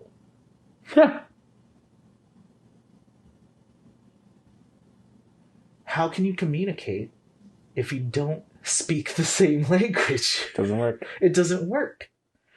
Right? So it's again a great example that we tend to go into walks of life without establishing the rules with another person. And you do that by asking questions. It's less about saying, it's more about asking. Sounds like acting.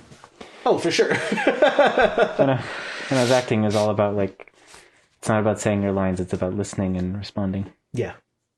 Yeah, because when you're responding to something, it's much more honest, right? Mm-hmm. It's coming from you. If we're all DVRs, then you're building off of something that you've already recorded. So it would make more sense to use information that you've already played, you've already seen. Mm-hmm. And that's why you need to use what the strengths.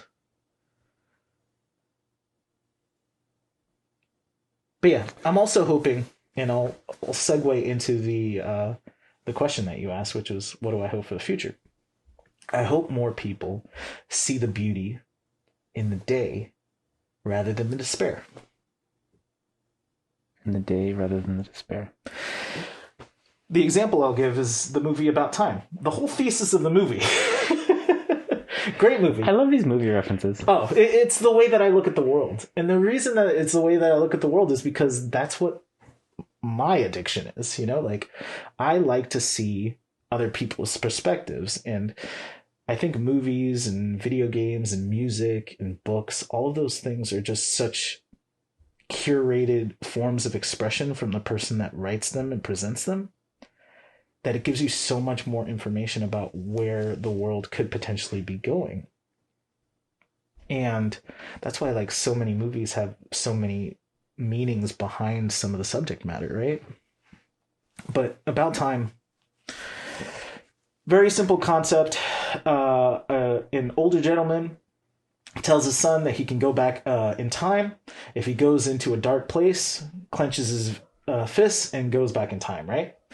So he asks him at one point in the movie, would you like to know the secret to a happy life? Mm-hmm. He's like, of course I do. And he's like, okay, here's what you do. You go back in time. Oh, I'm sorry. You live a day and don't manipulate time at all. Just live it how it normally is. And you pay attention to everything. Following day, you go back to that same exact day and relive it. And try to see the beauty in that day. Eventually, you won't have to go back in time to do that.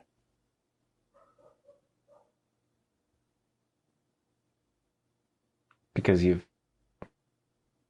what? Because you're just deciding, what if I just look at the beauty in the day every day? Oh, you don't have to take the extra step. But if what you're doing is living the life that points out all of the moments of despair, then that's what you're going to live. Oh. Rather than focusing on all the beauty. It was a beautiful part of the movie, because what it does is they show you the day and it's very negative. All of the shots that they're taking, all of the expressions, all of that. The second time around, he goes through the same exact day. he starts noticing smiles. He starts noticing laughter. He starts noticing beauty in the buildings. He starts noticing wins when previously he had noticed losses. Oh, I like that. It's a beautiful thesis. And if more people did that, we'd have a very different situation. That's true. You know, that reminds me of in the ashram in India where we go, the Isha Foundation, they've got, I mean, there's thousands of people there, like every day. Or at least pre-COVID, there was maybe 20,000 people a day during the week and 40,000 a day visiting during the weekend. Uh-huh. It's crazy. Yeah. So in all the little offices that they have in there, there's a little sign on the board. And I'm trying to remember the exact quote, but it was something like, make sure you are constantly looking at what makes whoever's around you beautiful, not the things you dislike, because that way you'll nurture those things and let them grow. Yep. And it's just that constant reminder all the time. It's really gorgeous, and that's basically it. Like, Yeah. I love it. So before we close this, is there any final message you'd like to send out? Yeah, I think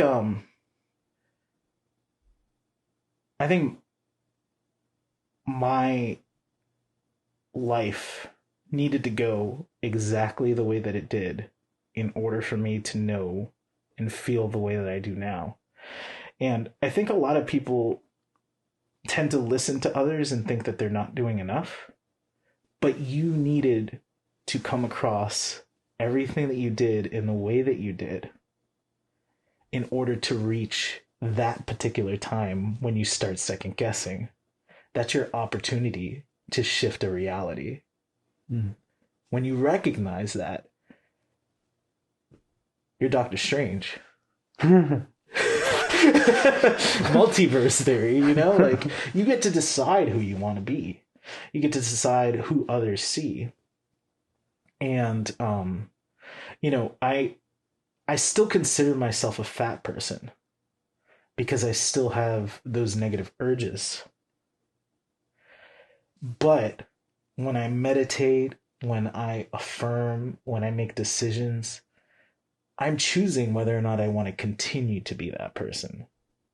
And the hope is that everybody realizes that all you need to do is repeat the processes that you want to, you just need to repeat the processes that you struggle with in order to reach the person that you want to become.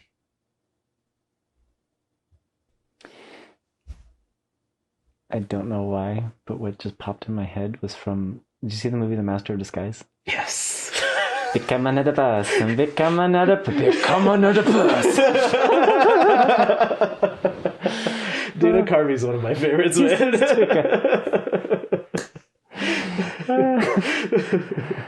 On that note, Alex, thank you so much. These podcasts are really a treasure for me because I would have never known you before. Yeah, honestly, I'm so glad that I met Sravita. I'm so glad I met you. Shavina? Was it Sravita? No. Shravani. Shravani. Damn it. Shavina. That's You know, your new name. It's gonna be my new nickname now. Is it really? Shavina. Shravani. Yeah. Yeah. Shravani. I'm gonna get it wrong every It's okay. time. You can call her Shrav. Shrav. So easy. I'm so glad I met her. And, you know, it was interesting. I'm so glad that the opportunity of isolation really makes me grateful for connectivity with anybody. It doesn't matter, you know, whatever part they're playing in their life, you know, I want to know about it. I do. 'Cause, you know, that's all anybody wants. They want to feel important. For sure. Well, and I think it's something we can really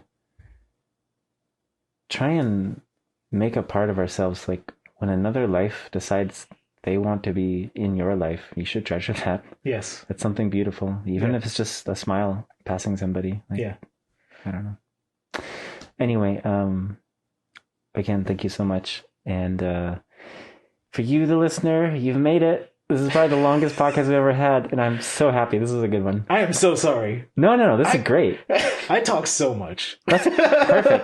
That's the whole point. It'd be boring otherwise. Thank you for having me. I really appreciate it. Yeah, of course. All right, guys. Well, we will catch you in the next one, and cheerio, or whatever. Bye. Bye.